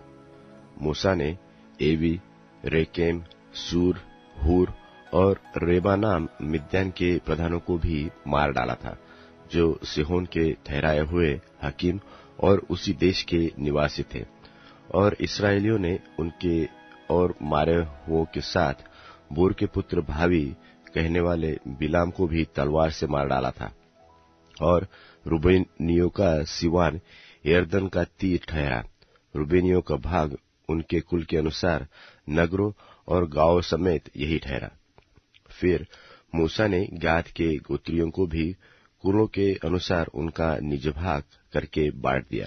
तब यह ठहरा, अर्थात याजेर आदि गिलाद के सारे नगर और रब्बा के सामने के अरोएर तक का अम्मोनियों का आधा देश और हेशबोन से रामत मिस्पे और बतोनीम तक और महनैम से दबीर के सिवान तक और तराई में बेथारम, बेत्रिमा, सुक्कोत और सपोन और हेशबोन के राजा सिहोन के राजा के बचे हुए भाग और किन्नेरेत नाम ताल के सिरे तक यरदन के पूर्व की ओर का वह देश जिसका सिवान यरदन है, गादियों का भाग उनके कुलों के अनुसार नगरों और गांवों समेत यही ठहरा। फिर मूसा ने मनश्शे के आधे गोत्रियों को भी उनका निज भाग कर दिया। वह मनश्शेइयों के आधे गोत्र का निज भाग उसके कुल के अनुसार ठहरा। यह वह है, अर्थात महनैम से लेकर बाशान के राजा ओग के राज्य का सब देश और बाशान में बसी हुई याईर की 60 बस्तियां और गिलाद का आधा भाग और अश्तारोत और एद्रेई जो बाशान में ओग के राज्य के नगर थे, ये मनश्शे के पुत्र माकीर के वंश का अर्थात माकीर के आधे वंश का निज भाग कुलों के अनुसार ठहरे। जो भाग मूसा ने मोआब के अराबा में यरीहो के पास के यरदन के पूर्व की ओर बांट दिए, वह यही है। परंतु लेवी के गोत्र को मूसा ने कोई भाग न दिया। इस्राएल का परमेश्वर यहोवा ही अपने वचन के अनुसार उनका भाग ठहरा। यहोशू अध्याय 14। यहोशू अध्याय 14। जो भाग इस्राएलियों ने कनान देश में पाए, जिन्हें एलियाजर याजक और नून के पुत्र यहोशू और इस्राएली गोत्रों के पूर्वजों के घरानों के मुख्य मुख्य पुरुषों ने उनको दिया, वे ये है जो आज्ञा यहोवा ने मूसा के द्वारा 9.5 गोत्रों के लिए दी थी, उसके अनुसार उनके भाग चिट्ठी डाल डाल कर दिए गए। मूसा ने तो 2.5 गोत्रों के भाग यारदन पार दिए थे, परंतु लेवियों को उसने उनके बीच कोई भाग न दिया। यूसुफ के वंश के तो 2 गोत्र थे, अर्थात मनश्शे और एफ्रेम, और उस देश में लेवियों को कुछ भाग न दिया गया। केवल रहने के नगर और पशु आदि धन रखने को और चराइयां उनको मिली। जो आज्ञा यहोवा ने मूसा को दी थी उसके अनुसार इस्राएलियों ने किया और उन्होंने देश को बांट दिया। तब यहूदी यहोशू के पास गिलगाल में आए और कनजी यपुन्ने के पुत्र कालेब ने उससे कहा, तू जानता होगा कि यहोवा ने कादेश बरने में परमेश्वर के जन मूसा से मेरे और तेरे विषय में क्या कहा था। जब यहोवा के दास मूसा ने मुझे इस देश का भेद लेने के लिए कादेश बरने से भेजा था, तब मैं 40 वर्ष का था और मैं सच्चे मन से उसके पास संदेश ले आया, और मेरे साथी जो मेरे संग गए थे उन्होंने तो प्रजा के लोगों का मन निराश कर दिया, परंतु मैंने अपने परमेश्वर यहोवा की पूरी रीति से बात मानी। तब उस दिन मूसा ने शपथ खाकर मुझसे कहा था, तूने पूरी रीति से मेरे परमेश्वर यहोवा की बातों का अनुकरण किया है, इस कारण निसंदेह जिस भूमि पर तू अपने पांव धराया है वह सदा के लिए तेरी और तेरे वंश का भाग होगी। और अब देख, जब से यहोवा ने मूसा से यह वचन कहा था तब मैं 45 वर्ष हो चुके हैं, जिनसे इस्राएली जंगल में घूमते फिरते रहे। उनमें यहोवा ने अपने कहने के अनुसार मुझे जीवित रखा है, और अब मैं 85 वर्ष का हूँ। जितना बल मूसा के भेजने के दिन मुझमें था उतना बल अब भी मुझमें है। युद्ध करने व भीतर बाहर आने जाने के लिए जितना उस समय मुझमें सामर्थ्य था उतना ही अब भी मुझमें सामर्थ्य है। इसलिए अब वह पहाड़ी मुझे दे जिसकी चर्चा यहोवा ने उस दिन की थी।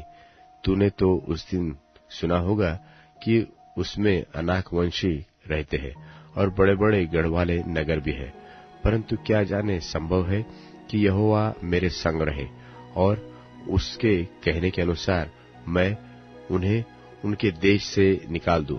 तब यहोशू ने उसको आशीर्वाद दिया और हेब्रोन को यपुन्ने के पुत्र कालेब का भाग कर दिया।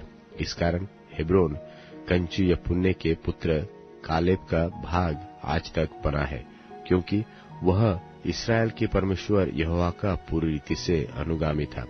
पहले समय में तो हेब्रोन का नाम किरियत अर्बा था। यह अर्बा अनाकियों में से सबसे बड़ा पुरुष था और उस देश को लड़ाई से शांति मिली। यहोशू अध्याय 15। यहोशू अध्याय 15। यहूदियों के गोत्र का भाग उनके कुलों के अनुसार चिट्ठी डालने से एदोम के सिवान तक और दक्षिण की ओर सीन के जंगल तक जो दक्षिणी सिवान पर है ठहरा।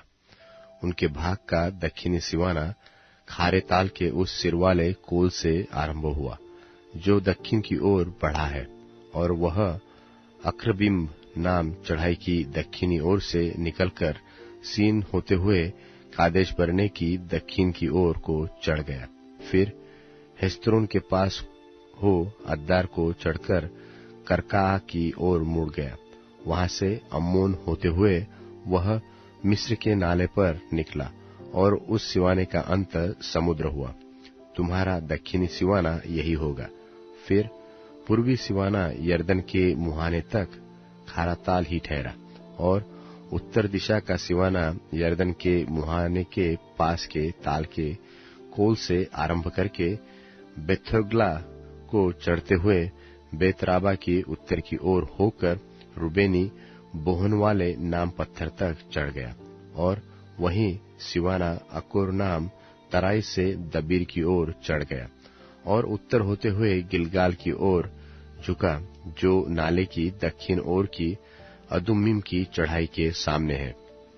वहां से वह एनशेमेश नाम सोते के पास पहुंचकर एन रोगेल पर निकला।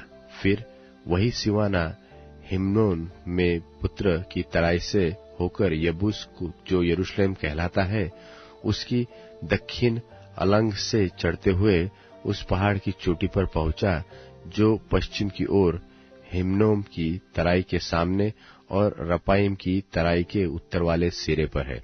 फिर वही सिवाना उस पहाड़ की चोटी से नेफ्तोह नाम सुते को चला गया और एप्रोन पहाड़ के नगरों पर निकला।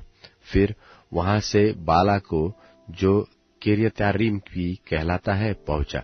फिर वह बाला से पश्चिम की ओर मुड़कर सेईर पहाड़ तक पहुंचा और यारीम पहाड़ जो कसालोन भी कहलाता है उसकी उत्तर वाली अलंग से होकर बेतशेमेश को उतर गया और वहां से तिम्ना पर निकला।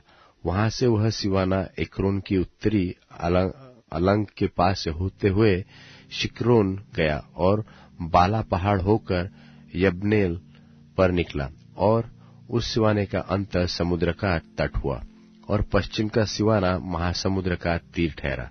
यहूदियों को जो भाग उनके कुलों के अनुसार मिला उसकी चारों ओर का सिवाना यही हुआ। और यपुन्ने के पुत्र कालेब को उसने यहोवा की आज्ञा के अनुसार यहूदियों के बीच का भाग दिया, अर्थात किर्यत अर्बा जो हेब्रोन भी कहलाता है। वह अर्बा अनाक का पिता था और कालेब ने वहां से शेशय, अहीमन और तलमय नाम अनाक के तीनों पुत्रों को निकाल दिया। फिर वहां से वह दबीर के निवासियों पर चढ़ गया। पूर्व काल में तो दबीर का नाम किर्यत सेपेर था और कालेब ने कहा, जो किर्यत सेपेर को मारकर ले ले उसे मैं अपनी बेटी अक्सा को ब्याह दूंगा। तब कालेब के भाई ओत्निएल कंजी ने उसे ले लिया और उसने उसे अपनी बेटी अक्सा को ब्याह दिया। और जब वह उसके पास आई तब उसने उसको पिता से कुछ भूमि मांगने को उभारा। फिर वह अपने गधे पर से उतर पड़ी और कालेब ने उससे पूछा, तू क्या चाहती है? वह बोली, मुझे आशीर्वाद दे। तूने मुझे दक्षिण देश में की कुछ भूमि तो दी है, मुझे जल के सोते भी दे। तब उसने ऊपर के सोते नीचे के सोते दोनों उसे दे दिए। यहूदियों के गोत्र का भाग तो उनके कुलों के अनुसार यही ठहरा। और यहूदियों के गोत्र के किनारे वाले नगर दक्षिण देश में एदोम के सिवान की ओर ये है, अर्थात कबसेल, एदेर, यागुर, कीना, दिमोना, अदादा, केदेश, हासोर, इलान, जीप, तेलेम, बालोत, हासोर हरदत्ता, करियोथेस्त्रोन जो हासोर भी कहलाता है, और अमाम, शमा, मोलादा, हसकरदा, हेशमोन, बेप्तालेत, हशुआल, बेरशेबा, बिजोता, बाला, ईयिम, एसेम, एल्तोलद, कसील, होरमा, सिकलग, मदमन्ना, सनसन्ना, लबाओत, शिल्हिम, ऐन, रिमोन, ये सब नगर 29 है और इनके गांव भी है। और नीचे के देश में ये है, अर्जातू, एशात ओल, सोरा, अशना, जहो, जनोह, एन गन्नीम, तप्पूह, एनाम, यरमुत, अदुल्लाम, सोको, अजेका, शारैम, अदीतैम, गदेरा और गदेरोतैम, ये सब 14 नगर है और इनके गांव भी है। फिर सनान, हदाशा, मिग्दलगाद, दिलान, मिस्पे, योक्तेल, लाकिश, बोस्कत, एगलोन, कब्बोन, लहमाश, कितलिश, गदेरोत, बेत दागोन, नामा और मक्केदा, ये 16 नगर है और इनके गांव भी है। फिर लिब्ना, एतेर, आशान, इप्ताह, अशना, नसीब, किला, अकजीब और मारेशा, ये 9 नगर है और इनके गांव भी है। फिर नगरों और गांव समेत एक्रोन और एक्रोन से लेकर समुद्र तक अपने अपने गांव समेत जितने नगर अश्दोद की अलंग पर है। फिर अपने अपने नगरों और गांव समेत अश्दोद और अज्जा बरन मिस्र के नाले तक और महासमुद्र के तीर तक जितने नगर है, और पहाड़ी देश में ये है, अर्थात शामीर यत्तीर, सोको, दन्ना, किर्यसन्ना जो दबीर भी कहलाता है, अनाब, एश्तमो, आनीम, गोशेन, होलोन और गिलो, ये 11 नगर है और इनके गांव भी है। फिर अराब, दुमा, एशान, यानीम, बेतपूह, अपेका, हुमता, केरेतरबा जो हेब्रोन भी कहलाता है, और सियोर, ये 9 नगर है और इनके गांव भी है। फिर माओन, करमेल, jeep, Utah, Israel, Jokdeam, जनोह, can, गिबा और तिम्ना, ये 10 नगर है और इनके गांव भी है। फिर हलहुल, बेतसुर, गदोर, मरात, बेतनोत और एलतकोन, ये 6 नगर है और इनके गांव भी है। फिर किरियतबाल जो किरियतवारीम भी कहलाता है, और रब्बा, ये 2 नगर है और इनके भी गांव है। और जंगल में ये नगर है, अर्थात बेतराबा, मिद्दीन, सकाका, निबशान, लोनवाला नगर और एनगदी, ये 6 नगर है और इनके गांव भी है। यरूशलेम के निवासी यबूसियों को यहूदी न निकाल सके, इसलिए आज के दिन तक यबूसी यहूदियों के संग यरूशलेम में रहते हैं। यहोशू अध्याय 16।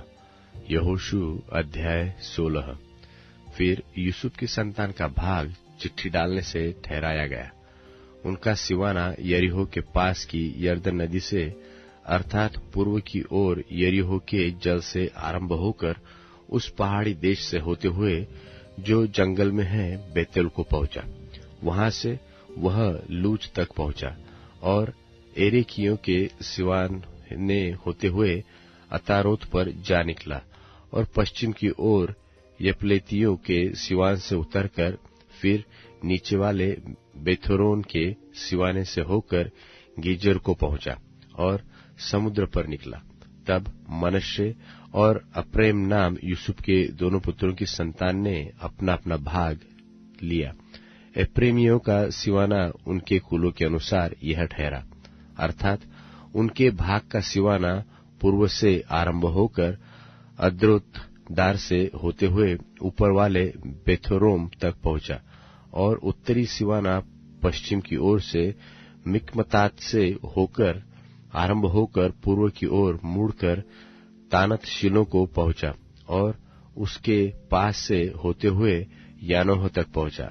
फिर यानोह से वह अता रोत और नारा को उतरता हुआ यरीहो के पास को होकर यरदन पर निकला। फिर वही सिवाना तप्पूह से निकलकर और पश्चिम की ओर जाकर काना के नाले तक होकर समुद्र पर निकला। एप्रेमियों के गोत्र का भाग उनके कुलों के अनुसार यही ठहरा, और मनश्शेइयों के भाग के बीच में भी कई एक नगर अपने अपने गांव समेत एप्रेमियों के लिए अलग किए गए, परंतु जो कनानी गेजेर में बसे थे उनको एप्रेमियों ने वहां से नहीं निकाला, इसलिए वे कनानी उनके बीच आज के दिन तक बसे हैं और बेगारी में दास के समान काम करते हैं। यहोशू अध्याय 17। यहोशू अध्याय 17। फिर यूसुफ के जेठे मनश्शे के गोत्र का भाग चिट्ठी डालने से यह ठहरा। मनश्शे का जेठा पुत्र गिलाद का पिता माकीर जो योद्धा था, इस कारण उसके वंश को गिलाद और बाशान मिले, इसलिए यह भाग दूसरे मनश्शेइयों के लिए उनके कुलों के अनुसार ठहरा, अर्थात अबीएजेर, हेलेक, असीयल, शेकेम, हेपेर और शमीदा, जो अपने अपने कुलों के अनुसार यूसुफ के पुत्र मनश्शे के वंश के पुरुष थे, उनके अलग अलग वंशों के लिए ठहरा। परंतु हेपेर जो गिलाद का पुत्र माकीर का पोता और मनश्शे का परपोता था, उसके पुत्र सलोफात के बेटे नहीं, बेटियां ही हुई, और उनके नाम महला, नोआ, होगला, मिल्का और तिरसा है। तब वे एलियाजर याजक, नून के पुत्र यहोशू और प्रधानों के पास जाकर कहने लगी, यहोवा ने मूसा को आज्ञा दी थी कि वह हमको हमारे भाइयों के बीच भाग दे, और यहोशू ने यहोवा की आज्ञा के अनुसार उन्हें उनके चचाओं के बीच भाग दिया। तब मनश्शे को यरदन पार गिलाद देश और बाशान को छोड़ 10 भाग मिले, क्योंकि मनश्शेइयों के बीच में मनश्शेई स्त्रियों को भी भाग मिला, और दूसरे मनश्शेइयों को गिलाद देश मिला। और मनश्शे का सिवाना आशेर से लेकर मिकमता तक पहुंचा, जो शपकेम के सामने है। फिर वह दक्षिण की ओर बढ़कर एन तप्पूह के निवासियों तक पहुंचा। तप्पूह की भूमि तो मनश्शे को मिली, परंतु तप्पूह नगर जो मनश्शे के सिवान पर बसा है, वह एप्रेमियों का ठहरा। फिर वहां से वह सिवाना काना के नाले तक उतर के उसकी दक्षिण की ओर तक पहुंचा। ये नगर यद्यपि मनश्शे के नगरों के बीच में थे, तो भी एप्रम के ठहरे, और मनश्शे का सिवाना उस नाले की उत्तर की ओर से जाकर समुद्र पर निकला। दक्षिण की ओर का देश तो एप्रैम को और उत्तर की ओर का मनश्शे को मिला, और उसका सिवाना समुद्र ठहरा। और वे उत्तर की ओर आशेर से और पूर्व की ओर इस्साकार से जा मिली। और मनश्शे को इस्साकार और आशेर अपने अपने नगरों समेत बेतशान, इबलाम और अपने नगरों समेत दोर के निवासी, और अपने नगरों समेत एंदोर के निवासी, और अपने नगरों समेत तानाक के निवासी, और अपने नगरों समेत मगिद्दो के निवासी, ये तीनों ऊंचे स्थानों पर बसे हैं। परंतु मनश्शेई उन नगरों के निवासियों को उनमें से नहीं निकाल सके, इसलिए वे कनानी उस देश में बरियाई से बसे ही रहे। तो भी जब इस्राएली सामर्थ्य हो गए, तब कनानियों से बेगारी तो कराने लगे, परंतु उनको पूरी रीति से निकाल बाहर न किया। यूसुफ की संतान यहोशू से कहने लगी, हम तो गिनती में बहुत है, क्योंकि अब तक यहोवा हमें आशीष ही देता आया है। फिर तू हमारे भाग के लिए चिट्ठी डालकर क्यों एक ही अंश दिया है? यहोशू ने उनसे कहा कि तुम गिनती में बहुत हो, और एप्रैम का पहाड़ी देश तुम्हारे लिए छोटा हो, तो परिज्जियों और रपाइयों का देश जो जंगल है, उसमें जाकर पेड़ों को काट डालो। यूसुफ की संतान ने कहा, वह पहाड़ी देश हमारे लिए छोटा है, और क्या बेतशान और उसके नगरों में रहने वाले, क्या इस्राएल की तराई में रहने वाले जितने कनानी नीचे के देश में रहते हैं, उन सबों के पास लोहे के रथ है। फिर यहोशू ने क्या एप्रेमी, क्या मनश्शे अर्थात यूसुफ के सारे घराने से कहा, हाँ, तुम लोग तो गिनती में बहुत हो, और तुम्हारी बड़ी सामर्थ्य भी है, इसलिए तुमको केवल एक ही भाग न मिलेगा। पहाड़ी देश भी तुम्हारा हो जाएगा, क्योंकि वह जंगल तो है, परंतु उसके पेड़ काट डालो, तब उसके पास आकर आसपास का देश भी तुम्हारा हो जाएगा। क्योंकि चाहे कनानी सामर्थ्य हो और उनके पास लोहे के रथ भी हो, तो भी तुम उन्हें वहां से निकाल सकोगे। यहोशू अध्याय 18। यहोशू अध्याय 18। फिर इस्राएलियों की सारी मंडली ने शीलो में इकट्ठी होकर वहां मिलाप वाले तंबू को खड़ा किया, क्योंकि देश उनके वश में आ गया था, और इस्राएलियों में से 7 गोत्रों के लोग अपना अपना भाग बिना पाए रह गए थे। तब यहोशू ने इस्राएलियों से कहा, जो देश तुम्हारे पूर्वजों के परमेश्वर यहोवा ने तुम्हें दिया है, उसे अपने अधिकार में कर लेने में तुम कब लोग ढिलाई करते रहेंगे? अब प्रति गोत्र के पीछे 3 मनुष्य ठहरा लो, और मैं उन्हें इसलिए भेजूंगा कि वे चलकर देश में घूमे फिरे और अपने अपने गोत्र के भाग के प्रयोजन के अनुसार उसका हाल लिखकर मेरे पास लौट आए। और वे देश के 7 भाग लिखे हैं। यहूदियों तो दक्षिण की ओर अपने भाग में, और यूसुफ के घराने के लोग उत्तर की ओर अपने भाग में रहे।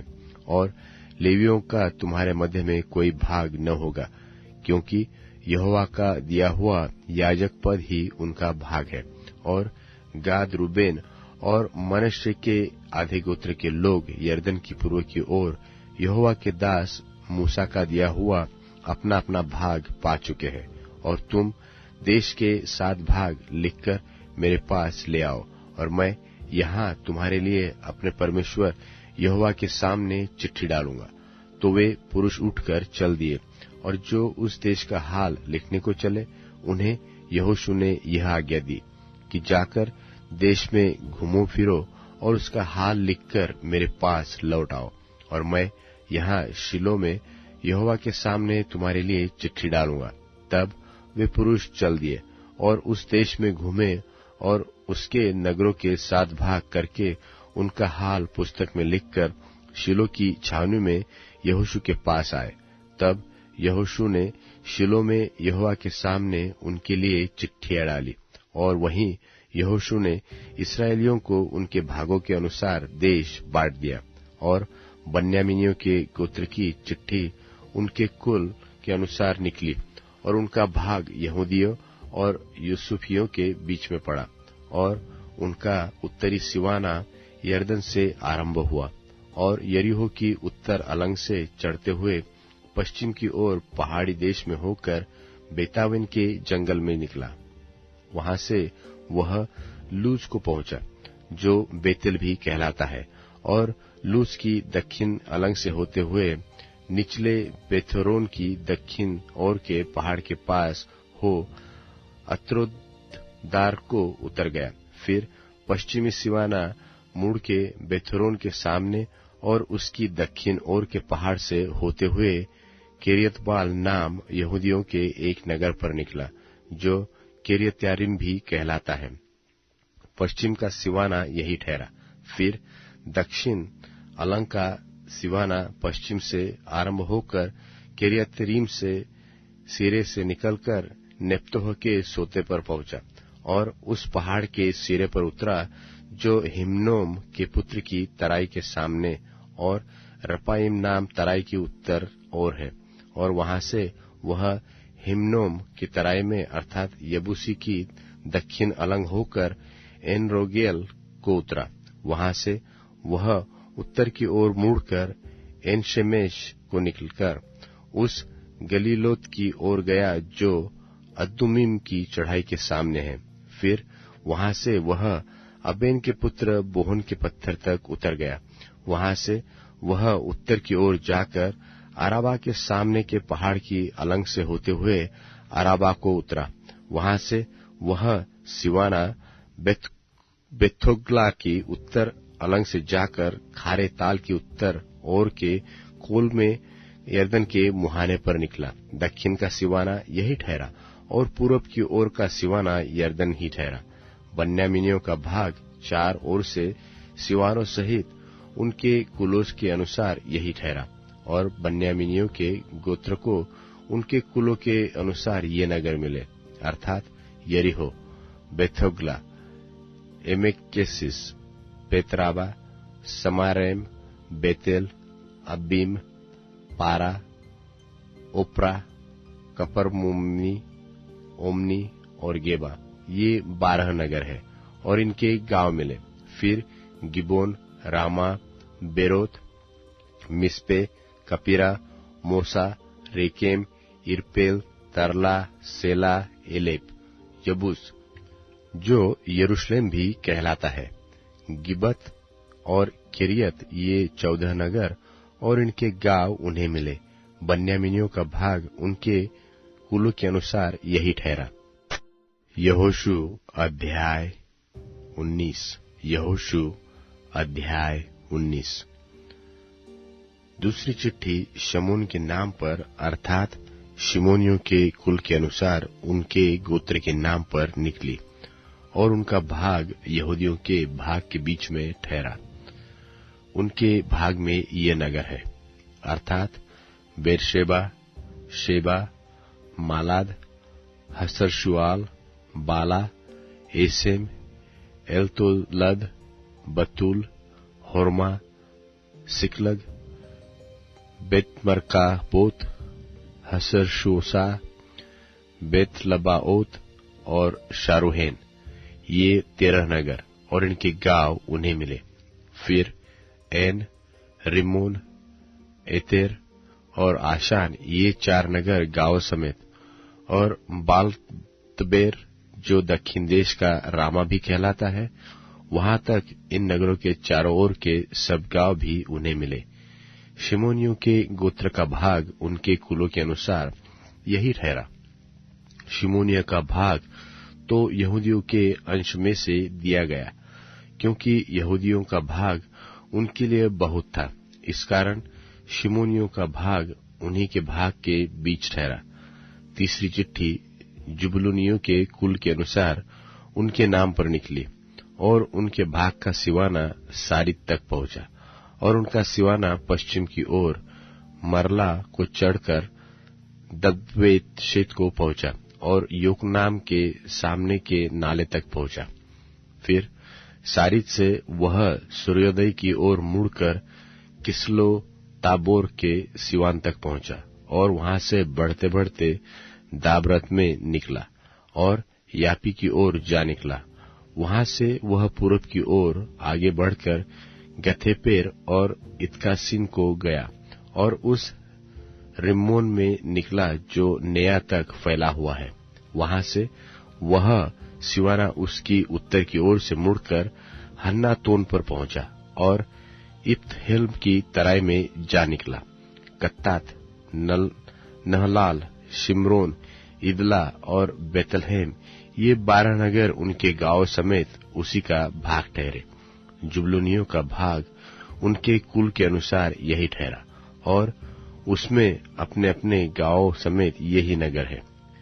चौथी चिट्ठी इस्साकारियों के कुल के अनुसार उनके नाम पर निकली, और उनका Siwana Israel, कस्सुलोत, शुनेम, एपारैम, शिओन, अनाहरत, रब्बित, किश्योत, Abyss, रेमेत, Engannim, Enhaddah और पेत्सेस तक पहुंचा। फिर वह सिवाना ताबोर, शहसुमा और बेत शेमेश तक पहुंचा, और उनका सिवाना यरदन नदी पर जा निकला। इस प्रकार उनको 16 नगर अपने अपने गांव समूह समेत मिले। कुलों के अनुसार इस्साकारियों को ये गोत्र का भाग नगरों और गांव समेत यही ठहरा। पांचवी चिट्ठी आशेरियों के गोत्र के कुलों के अनुसार उनके नाम पर निकली। उनके सिवानों में हलकत, हली, बेतेन, अक्षाप, अल्लामेलेक, अमाद, मिशाल ये थे, और वह पश्चिम की ओर कार्मेल तक और शिहोरलीनात तक पहुंचा। फिर वह सूर्यास्त की ओर मुड़कर बेत दागोन को गया, और जबलून के भाग तक और इब्तहेल की तराई से उत्तर की ओर होकर बेतेमेक और नीयल तक पहुंचा, और उत्तर की ओर जाकर काबुल पर निकला। और वह एबोन, रहोब, हम्मोन और काना से होकर बड़े सिदोन को पहुंचा। वहां से वह सिवाना मुड़कर रामा से होते हुए सोर नाम गढ़वाले नगर तक चला गया। फिर सिवाना होसा की ओर मुड़कर और अकजीब के पास के देश में होकर समुद्र पर निकला। उम्मा, अपेक और रहोब भी उनके भाग में ठहरे। इस प्रकार 22 नगर अपने अपने गांव समेत उनको मिले। कुलों के अनुसार आशीरियों के गोत्र का भाग नगरों और गांव समेत यही ठहरा।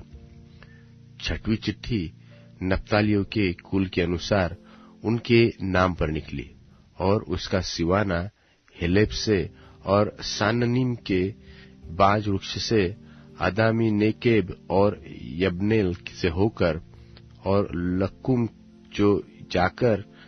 को जाकर यरदन पर निकला।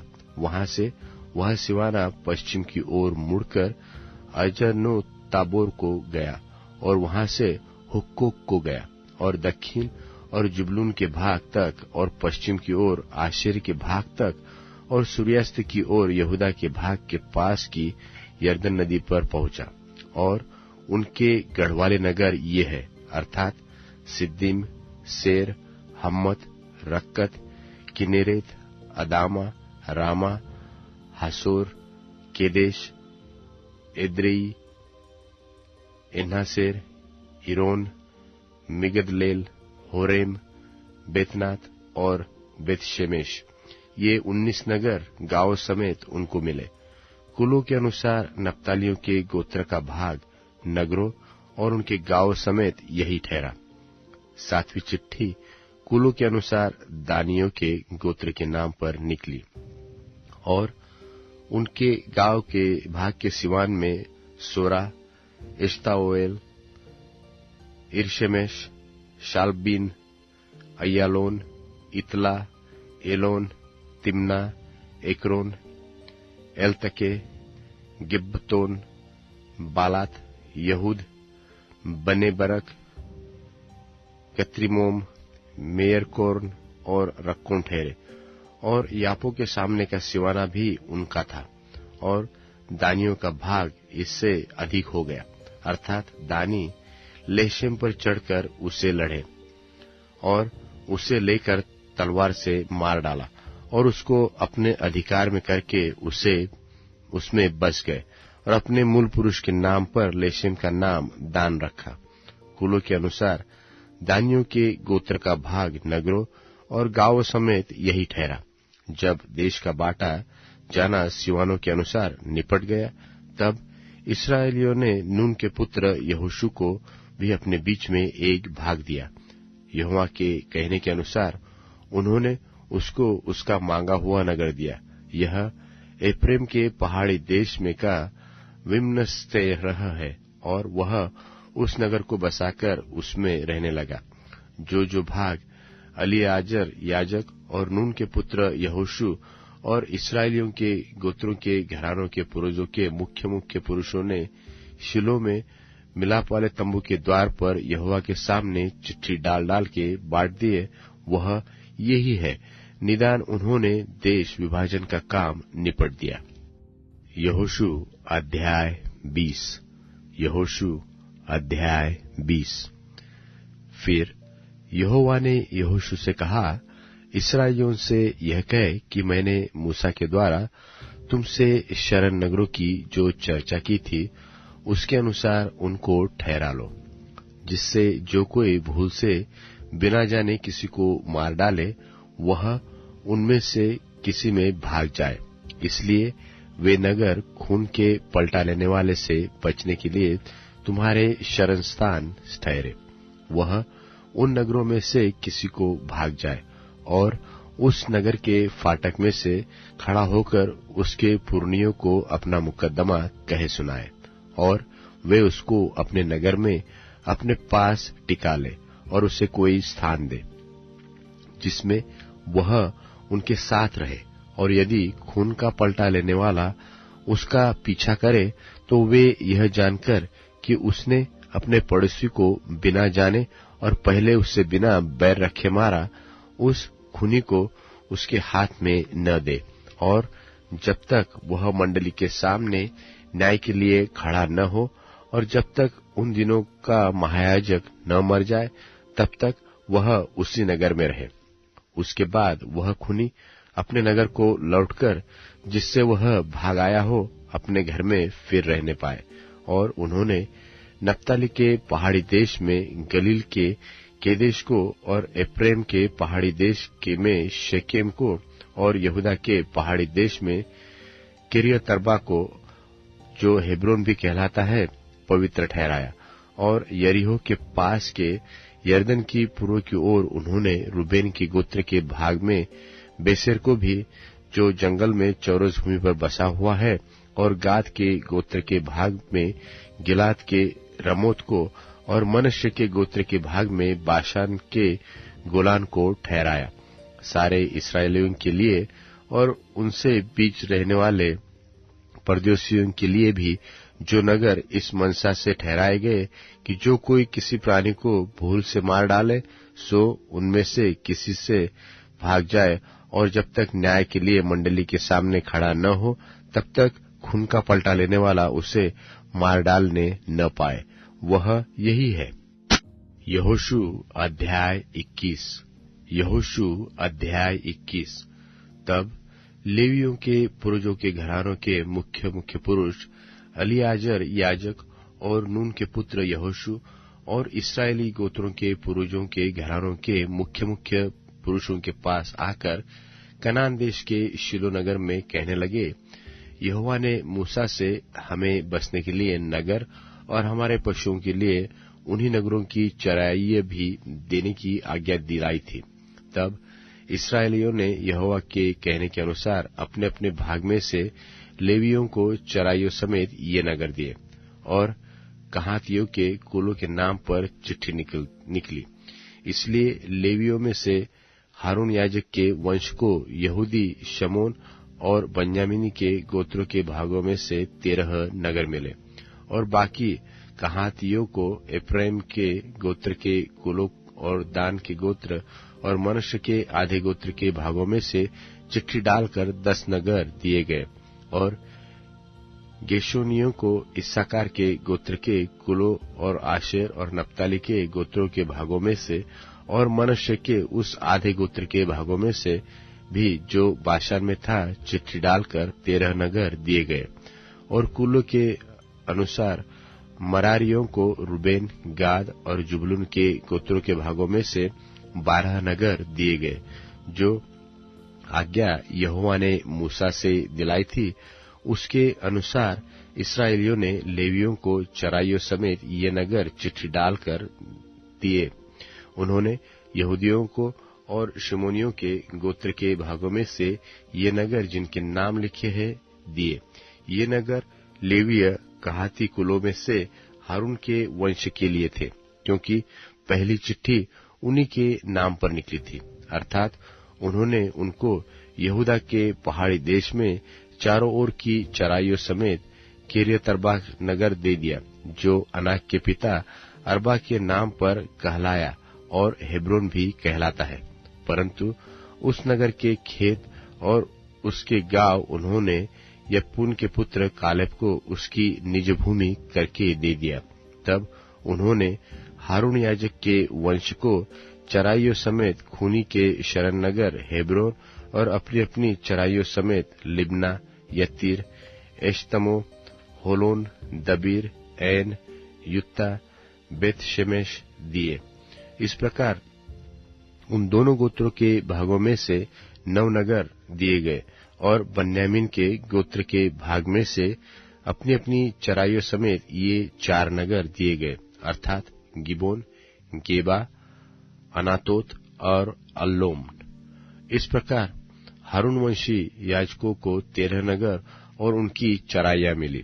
फिर बाकी कहाती लेवियों के कुलों के भाग के नगर चिट्ठी डालकर एफ्रेम के गोत्र के भाग में से दिए गए, अर्थात उनको चराइयों समेत एफ्रेम के पहाड़ी देश में खूनी के शरण लेने का शकेम नगर दिया गया।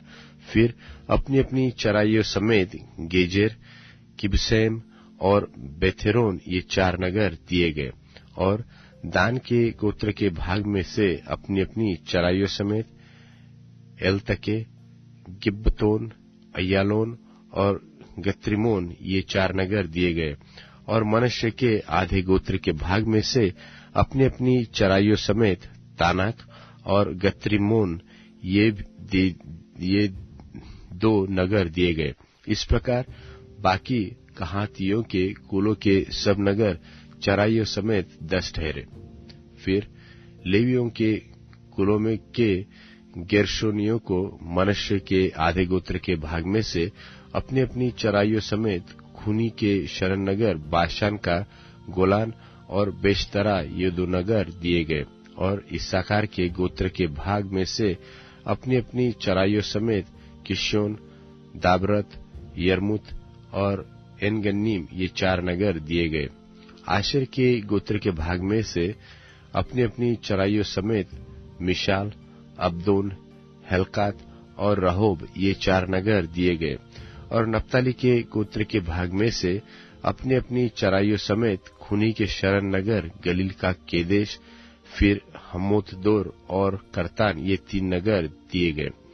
गेर्शोनियों के कुलों के अनुसार उनके सब नगर अपनी अपनी चराइयों समेत ठहरे। फिर बाकी लेवियों अर्थात मरारियों के कुलों को जुबलून के गोत्र के भाग में से अपनी अपनी चराइयों समेत योकनाम, करता, तिब्ना और नलहाल, ये 4 नगर दिए गए। और रूबेन के गोत्र के भाग में से अपनी अपनी चराइयों समेत बेसेर, यहसा, कदेमोत और मेपात, ये 4 नगर दिए गए। और गाद के गोत्र के भाग में से अपनी अपनी चराइयों समेत खूनी के शरण नगर गिलाद में का रामोत, फिर महनैम, मेशबोन और याजेर, जो सब मिलाकर 4 नगर है, दिए गए। लेवियों के बाकी कुलों अर्थात मरारियों के कुलों के अनुसार उनके नगर ये ही ठहरे। इस प्रकार उनको 12 नगर चिट्ठी डालकर दिए गए।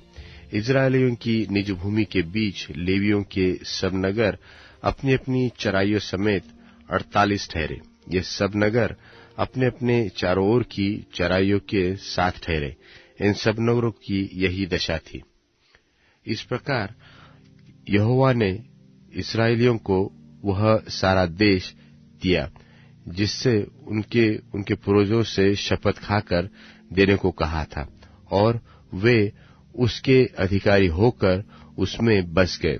और यहोवा ने उन सब बातों के अनुसार जो उसने उनके पूर्वजों से शपथ खाकर कही थी, उन्हें चारों ओर से विश्राम दिया, और उनके शत्रुओं में से कोई भी उनके सामने टिक न सका। यहोवा ने उन सबों को उनके वश में कर दिया। जितनी भलाई की बातें यहोवा ने इस्राएल के घराने से कही थी, वह उनमें से कोई भी बात की छूट भी न छूटी, सबकी सब पूरी हुई। यहोशू अध्याय 22। यहोशू अध्याय 22। उस समय यहोशू ने रूबेनियों, गादियों और मनश्शे के आधे गोत्रियों को बुलाकर कहा, जो आज्ञा यहोवा के दास मूसा ने तुम्हें दी थी, वह सब तुमने मानी है, और जो आज्ञा मैंने तुम्हें दी है, उन सबों को भी तुमने माना है। तुमने अपने भाइयों को इस मुद्दत से आज के दिन तक नहीं छोड़ा, परंतु अपने परमेश्वर यहोवा की आज्ञा तुमने चौकसी से मानी है। और अब तुम्हारे परमेश्वर यहोवा ने तुम्हारे भाइयों को अपने वचन के अनुसार विश्राम दिया है। इसलिए अब तुम लौटकर अपने अपने डेरों को और अपने निजी भूमि में, जिसे यहोवा के दास मूसा ने यरदन पार तुम्हें दिया है, चले जाओ। केवल इस बात की पूरी चौकसी करना कि जो आज्ञा और व्यवस्था यहोवा के दास मूसा ने तुमको दी है, उसको मानकर अपने परमेश्वर यहोवा से प्रेम रखो, उसके सारे मार्ग पर चलो, उसकी आज्ञाएं मानो, उसकी भक्ति में लवलीन रहो, और अपने सारे मन और सारे प्राण से उसकी सेवा करो। तब यहोशू ने उन्हें आशीर्वाद देकर विदा किया, और वे अपने अपने डेरे को चले गए। मनश्शे के आधे गोत्रियों को मूसा ने बाशान में भाग दिया था, परंतु दूसरे आधे गोत्र को यहोशू ने उनके भाइयों के बीच यरदन की पश्चिम की ओर भाग दिया। उनको जब यहोशू ने विदा किया कि अपने अपने डेरे को जाए, तब उनको भी आशीर्वाद देकर कहा, बहुत से पशु और चांदी, सोना, पीतल, लोहा और बहुत से वस्त्र और बहुत धन संपत्ति लिए हुए अपने अपने डेरे को लौट जाओ, और अपने अपने शत्रुओं की लूट की संपत्ति को अपने भाइयों के संग बांट लेना। तब रूबेनी, गादी और मनश्शे के आधे गोत्री इस्राएल के पास से निकाल, अर्थात कनान देश के शिरोनगर से, अपनी गिलाद नाम निज भूमि में जो मूसा ने दिलाई हुई यहोवा की आज्ञा के अनुसार उनकी निज भूमि हो गई थी, जाने की मनसा से लौट आए। और जब रूबेनी, गादी और मनश्शे के आधे गोत्री यरदन की उस तराई में पहुंचे जो कनान देश में है, तब उन्होंने वहां देखने योग्य एक बड़ी वेदी बनाई, और इसका समाचार इसराइलियों के सुनने में आया कि रूबेनियों, गादियों और मनश्शे के आधे गोत्रियों ने कनान देश के सामने यरदन की तराई में, अर्थात उसके उस पार जो इसराइलियों का है, एक वेदी बनाई है। जब इसराइलियों ने यह सुना, तब इसराइलियों की सारी मंडली उनसे लड़ने के लिए चढ़ाई करने को शीलो में इकट्ठी हुई। तब इसराइलियों ने रूबेनियों, गादियों और मनश्शे के आधे गोत्रों के पास गिलाद देश में एलीआजर याजक के पुत्र पिनहास को और उसके संग 10 प्रधानों को, अर्थात इसराइल के एक एक गोत्र में से पूर्वजों के घरानों के एक एक प्रधानों को भेजा, और वे इसराइल के हजारों में अपने अपने पूर्वजों के घरानों के मुख्य पुरुष थे। वे गिलाद देश में रूबेनियों, गादियों और मनश्शे के आधे गोत्री के पास जाकर कहने लगे, यहोवा की सारी मंडली यह कहती है कि तुमने इसराइल के परमेश्वर यहोवा का यह कैसा विश्वासघात किया। आज जो तुमने एक वेदी बना ली है, इसमें तुमने उसके पीछे चलना छोड़कर उसके विरुद्ध आज बलवा किया है। सुनो, क्या पूर्व के विषय का अधर्म हमारे लिए कुछ कम था? यद्यपि यहोवा की मंडली को भारी दंड मिला, तो भी आज के दिन तक हम उस अधर्म से शुद्ध नहीं हुए। क्या वह तुम्हारी दृष्टि में एक छोटी बात है कि आज तुम यहोवा को त्याग कर उसके पीछे चलना छोड़ देते हो? आज तुम यहोवा से फिर जाते हो और कल वह इसराइल की सारी मंडली से क्रोधित होगा। परंतु यदि तुम्हारी निज भूमि अशुद्ध हो, तो पार आकर यहोवा की निज भूमि में, जहाँ यहोवा का निवास रहता है, हम लोगों के बीच में अपनी अपनी निज भूमि कर लो। परंतु हमारे परमेश्वर यहोवा की वेदी को छोड़ और कोई वेदी बनाकर न तो यहोवा से बलवा करो और न हमसे देखो। जब जेरह के पुत्र आकान ने अर्पण की हुई वस्तुओं के विषय में विश्वासघात किया, तब क्या यहोवा का कोप इसराइल की पूरी मंडली पर न भड़का और पुरुष के अधर्म का प्राणदंड अकेले उसी को न मिला? तब रूबेनियों, गादियों और मनश्शे के आधे गोत्रियों ने इसराइल के हजारों के मुख्य पुरुषों को यह उत्तर दिया कि यहोवा जो ईश्वरों का परमेश्वर है, ईश्वरों का परमेश्वर यहोवा इसको जानता है, और इसराइली भी इसे जान लेंगे कि यदि यहोवा से फिर के व उसका विश्वासघात करके हमने यह काम किया हो, तो तू आज हमको जीवित न छोड़। यदि आज के दिन हमने वेदी को इसलिए बनाया हो कि यहोवा के पीछे चलना छोड़ दे, व इसलिए कि उस पर होम बलि, अन्न बलि व मेल बलि चढ़ाए, तो यहोवा आप इसका हिसाब ले। परंतु हमने इसी विचार और मनसा से यह किया है कि कहीं भविष्य में तुम्हारे संतान हमारे संतान से यह न कहने लगे कि तुमको इसराइल के परमेश्वर यहोवा से क्या काम।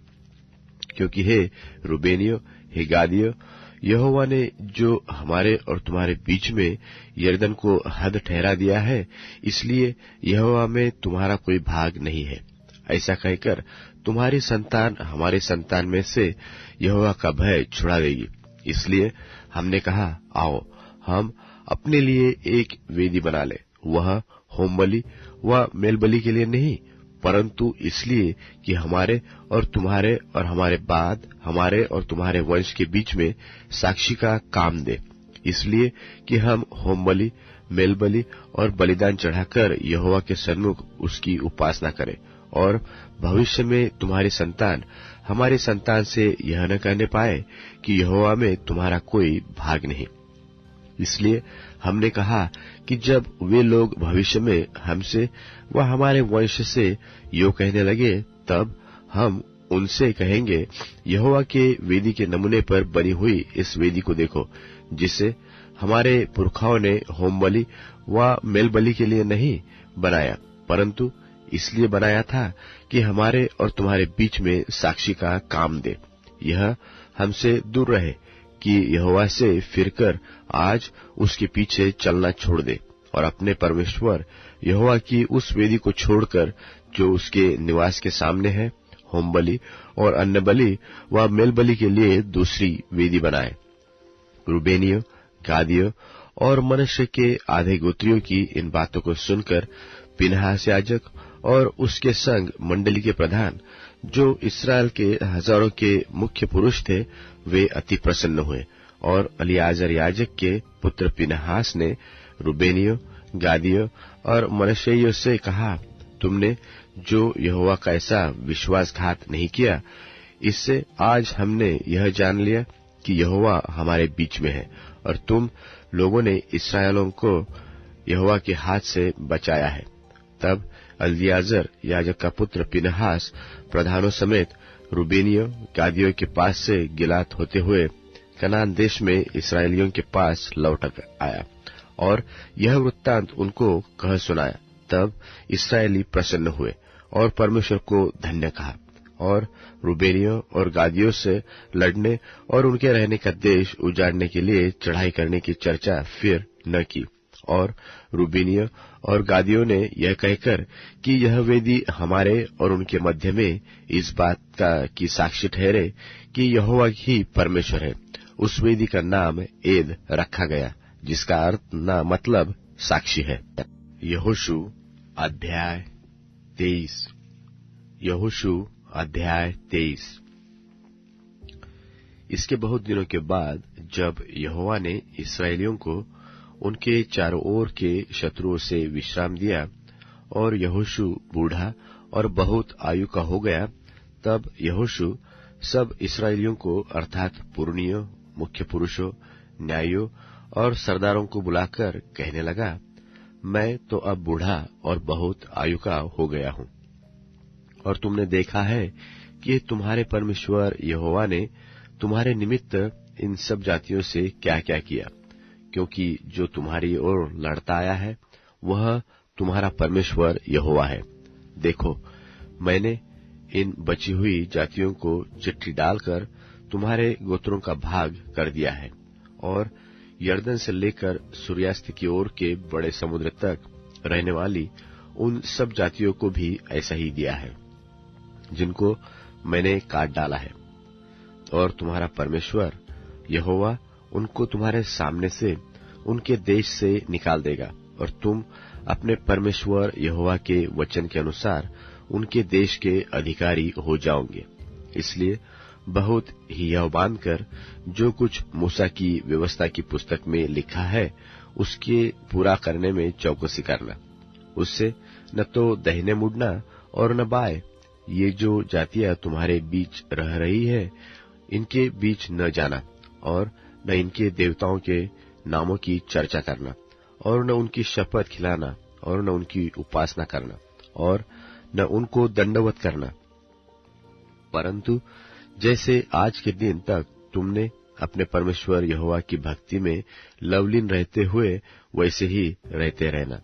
यहोवा ने तुम्हारे सामने से बड़ी बड़ी बलवंत जातियां निकाली है और तुम्हारे सामने आज के दिन तक कोई ठहर नहीं सका। तुम में से एक मनुष्य 1000 मनुष्यों को भगा सकता है और भगाएगा, क्योंकि तुम्हारा परमेश्वर यहोवा अपने वचन के अनुसार तुम्हारी ओर से लड़ता है। इसलिए अपने परमेश्वर यहोवा से प्रेम रखने की पूरी चौकसी करना, क्योंकि यदि तुम किसी रीति से यहोवा से फिरकर इन जातियों के बाकी लोगों से मिलने लगो जो तुम्हारे बीच बसे हुए रहते हैं और इनसे ब्याह शादी करके इनके साथ समधियाना रिश्ता जोड़ो, तो निश्चय जान लो कि आगे को तुम्हारा परमेश्वर यहोवा इन जातियों को तुम्हारे सामने से नहीं निकालेगा और ये तुम्हारे लिए जाल और फंदे और तुम्हारे पांजरों के लिए कोड़े और तुम्हारी आंखों में कांटे ठहरेगी। और अंत में तुम इसी भूमि पर से जो तुम्हारे परमेश्वर यहोवा ने तुम्हें दी है नष्ट हो जाओगे। सुनो, मैं तो अब सब संसारियों को की गति पर जाने वाला हूँ और तुम सब अपने अपने हृदय और मन में जानते हो कि जितनी भलाई की बातें हमारे परमेश्वर यहोवा ने हमारे विषय में कही, उनमें से एक भी पूरी हुए बिना नहीं रही। वे सब की सब तुम पर घट गई, उनमें से एक भी बिना पूरी हुई नहीं रही। तो जैसे तुम्हारे परमेश्वर यहोवा की कही हुई सब भलाई की बातें तुम पर घटी है, वैसे ही यहोवा विपत्ति की सब बातें भी तुम पर घटाते घटाते तुमको इस अच्छी भूमि के ऊपर से, जिसे तुम्हारे परमेश्वर यहोवा ने तुम्हें दिया है, सत्यानाश कर डालेगा। जब तुमको वाचा को, जिसे तुम्हारे परमेश्वर यहोवा ने तुमको आज्ञा देकर अपने साथ बंधाया है, उल्लंघन करके पराये देवता की उपासना और उनको दंडवत करने लगो, तब यहोवा का कोप तुम पर भड़केगा और तुम इस अच्छे देश में से, जिसे उसने तुमको दिया है, शीघ्र नष्ट हो जाओगे। यहोशू अध्याय 24। यहोशू अध्याय 24। फिर यहोशू ने इस्राएल के सब गोत्रों को शकेम में इकट्ठा किया और इस्राएल के वृद्ध लोगों को और मुख्य पुरुषों को और न्यायियों और सरदारों को बुलवाया, और वे परमेश्वर के सामने उपस्थित हुए। तब यहोशू ने सब लोगों से कहा, इस्राएल का परमेश्वर यहोवा इस प्रकार कहता है कि प्राचीन काल में इब्राहिम और नहोर का पिता तेरह आदि तुम्हारे पुरखा परात महानद के उस पार रहते हुए दूसरे देवताओं की उपासना करते थे, और मैंने तुम्हारे मूल पुरुष इब्राहिम को महानद के उस पार से ले आकर कनान देश के सब स्थानों में फिराया और उसका वंश बढ़ाया और उसे इसहाक को दे दिया। फिर मैंने इसहाक को और याकूब और एसाव को दे दिया, और एसाव को मैंने सेईर नाम पहाड़ देश दिया कि वह उसका अधिकारी हो, परंतु याकूब बेटों पोतों समेत मिस्र को गया। फिर मैंने मूसा और हारून को भेजकर उन सब कामों के द्वारा जो मैंने मिस्र में किए, उस देश को मारा और उसके बाद तुमको निकाल लाया, और मैंने तुम्हारे पुरखाओं को मिस्र में से निकाल लाया। और तुम समुद्र के पास पहुंचे, और मिस्रियों ने रथ और सवारों को संग लेकर लाल समुद्र तक तुम्हारा पीछा किया, और जब तुमने यहोवा की दुहाई दी, तब उसने तुम्हारे और मिस्रियों के बीच में अंधियारा कर दिया और उन पर समुद्र को बहाकर उनको डुबा दिया। और जो कुछ मैंने मिस्र में किया, उसे तुम लोगों ने अपनी आंखों से देखा। फिर तुम बहुत दिन तक जंगल में रहे। तब मैं तुमको उन एमोरियों के देश में ले आया, जो यरदन के उस पार बसे थे, और वे तुमसे लड़े, और मैंने तुम्हारे वंश में कर दिया, और तुम उनके देश के अधिकारी हो गए, और मैंने उनको तुम्हारे सामने से सत्यानाश कर डाला। फिर मोआब के राजा सिप्पोर का पुत्र बालाक उठकर इस्राएल से लड़ा, और तुम्हें शाप देने के लिए बोर के पुत्र बेलाम को बुलवा भेजा, परंतु मैंने बेलाम की सुनने के लिए नहीं कि वह तुमको आशीष ही आशीष देता गया। इस प्रकार मैंने तुमको उसके हाथ से बचाया। तब तुम यरदन पार होकर यरीहो के पास आए, और जब यरीहो के लोग और एमोरी, परिज्जी, कनानी, हित्ती, गिर्गाशी, हिवी और यबूसी तुमसे लड़े, तब मैंने उन्हें तुम्हारे वश में कर दिया, और मैंने तुम्हारे आगे बर्रों को भेजा, और उन्होंने एमोरियों के दोनों राजाओं को तुम्हारे सामने से भगा दिया। देखो, यह तुम्हारी तलवार व धनुष का काम नहीं हुआ। फिर मैंने तुम्हें ऐसा देश दिया जिसमें तुमने परिश्रम न किया था, और ऐसे नगर भी दिए जिन्हें तुमने न बसाया था, और तुम उनमें बसे रहे हो। और जिन दाख और जलपाई के बगीचों के फल तुम खाते हो, उन्हें तुमने नहीं लगाया था। इसलिए अब यहोवा का भय मानकर उसकी सेवा खराई और सच्चाई से करो, और जिन देवताओं की सेवा तुम्हारे पुरखा महानद के उस पार और मिस्र में करते थे, उन्हें दूर करके यहोवा की सेवा करो।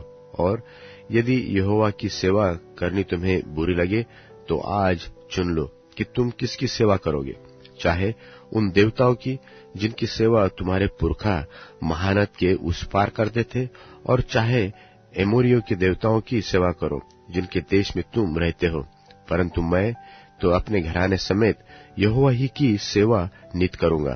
तब लोगों ने उत्तर दिया, यहोवा को त्याग कर दूसरे देवताओं की सेवा करनी हमसे दूर रहे, क्योंकि हमारा परमेश्वर यहोवा वही है जो हमको और हमारे पुरखाओं को दासत्व के घर अर्थात मिस्र देश से निकाल ले आया और हमारे देखते देखते बड़े बड़े आश्चर्य कर्म किए, और जिस मार्ग पर और जितनी जातियों के मध्य में से हम चले आते थे उनमें हमारी रक्षा की, और हमारे सामने से इस देश में रहने वाली एमोरी आदि सब जातियों को निकाल दिया।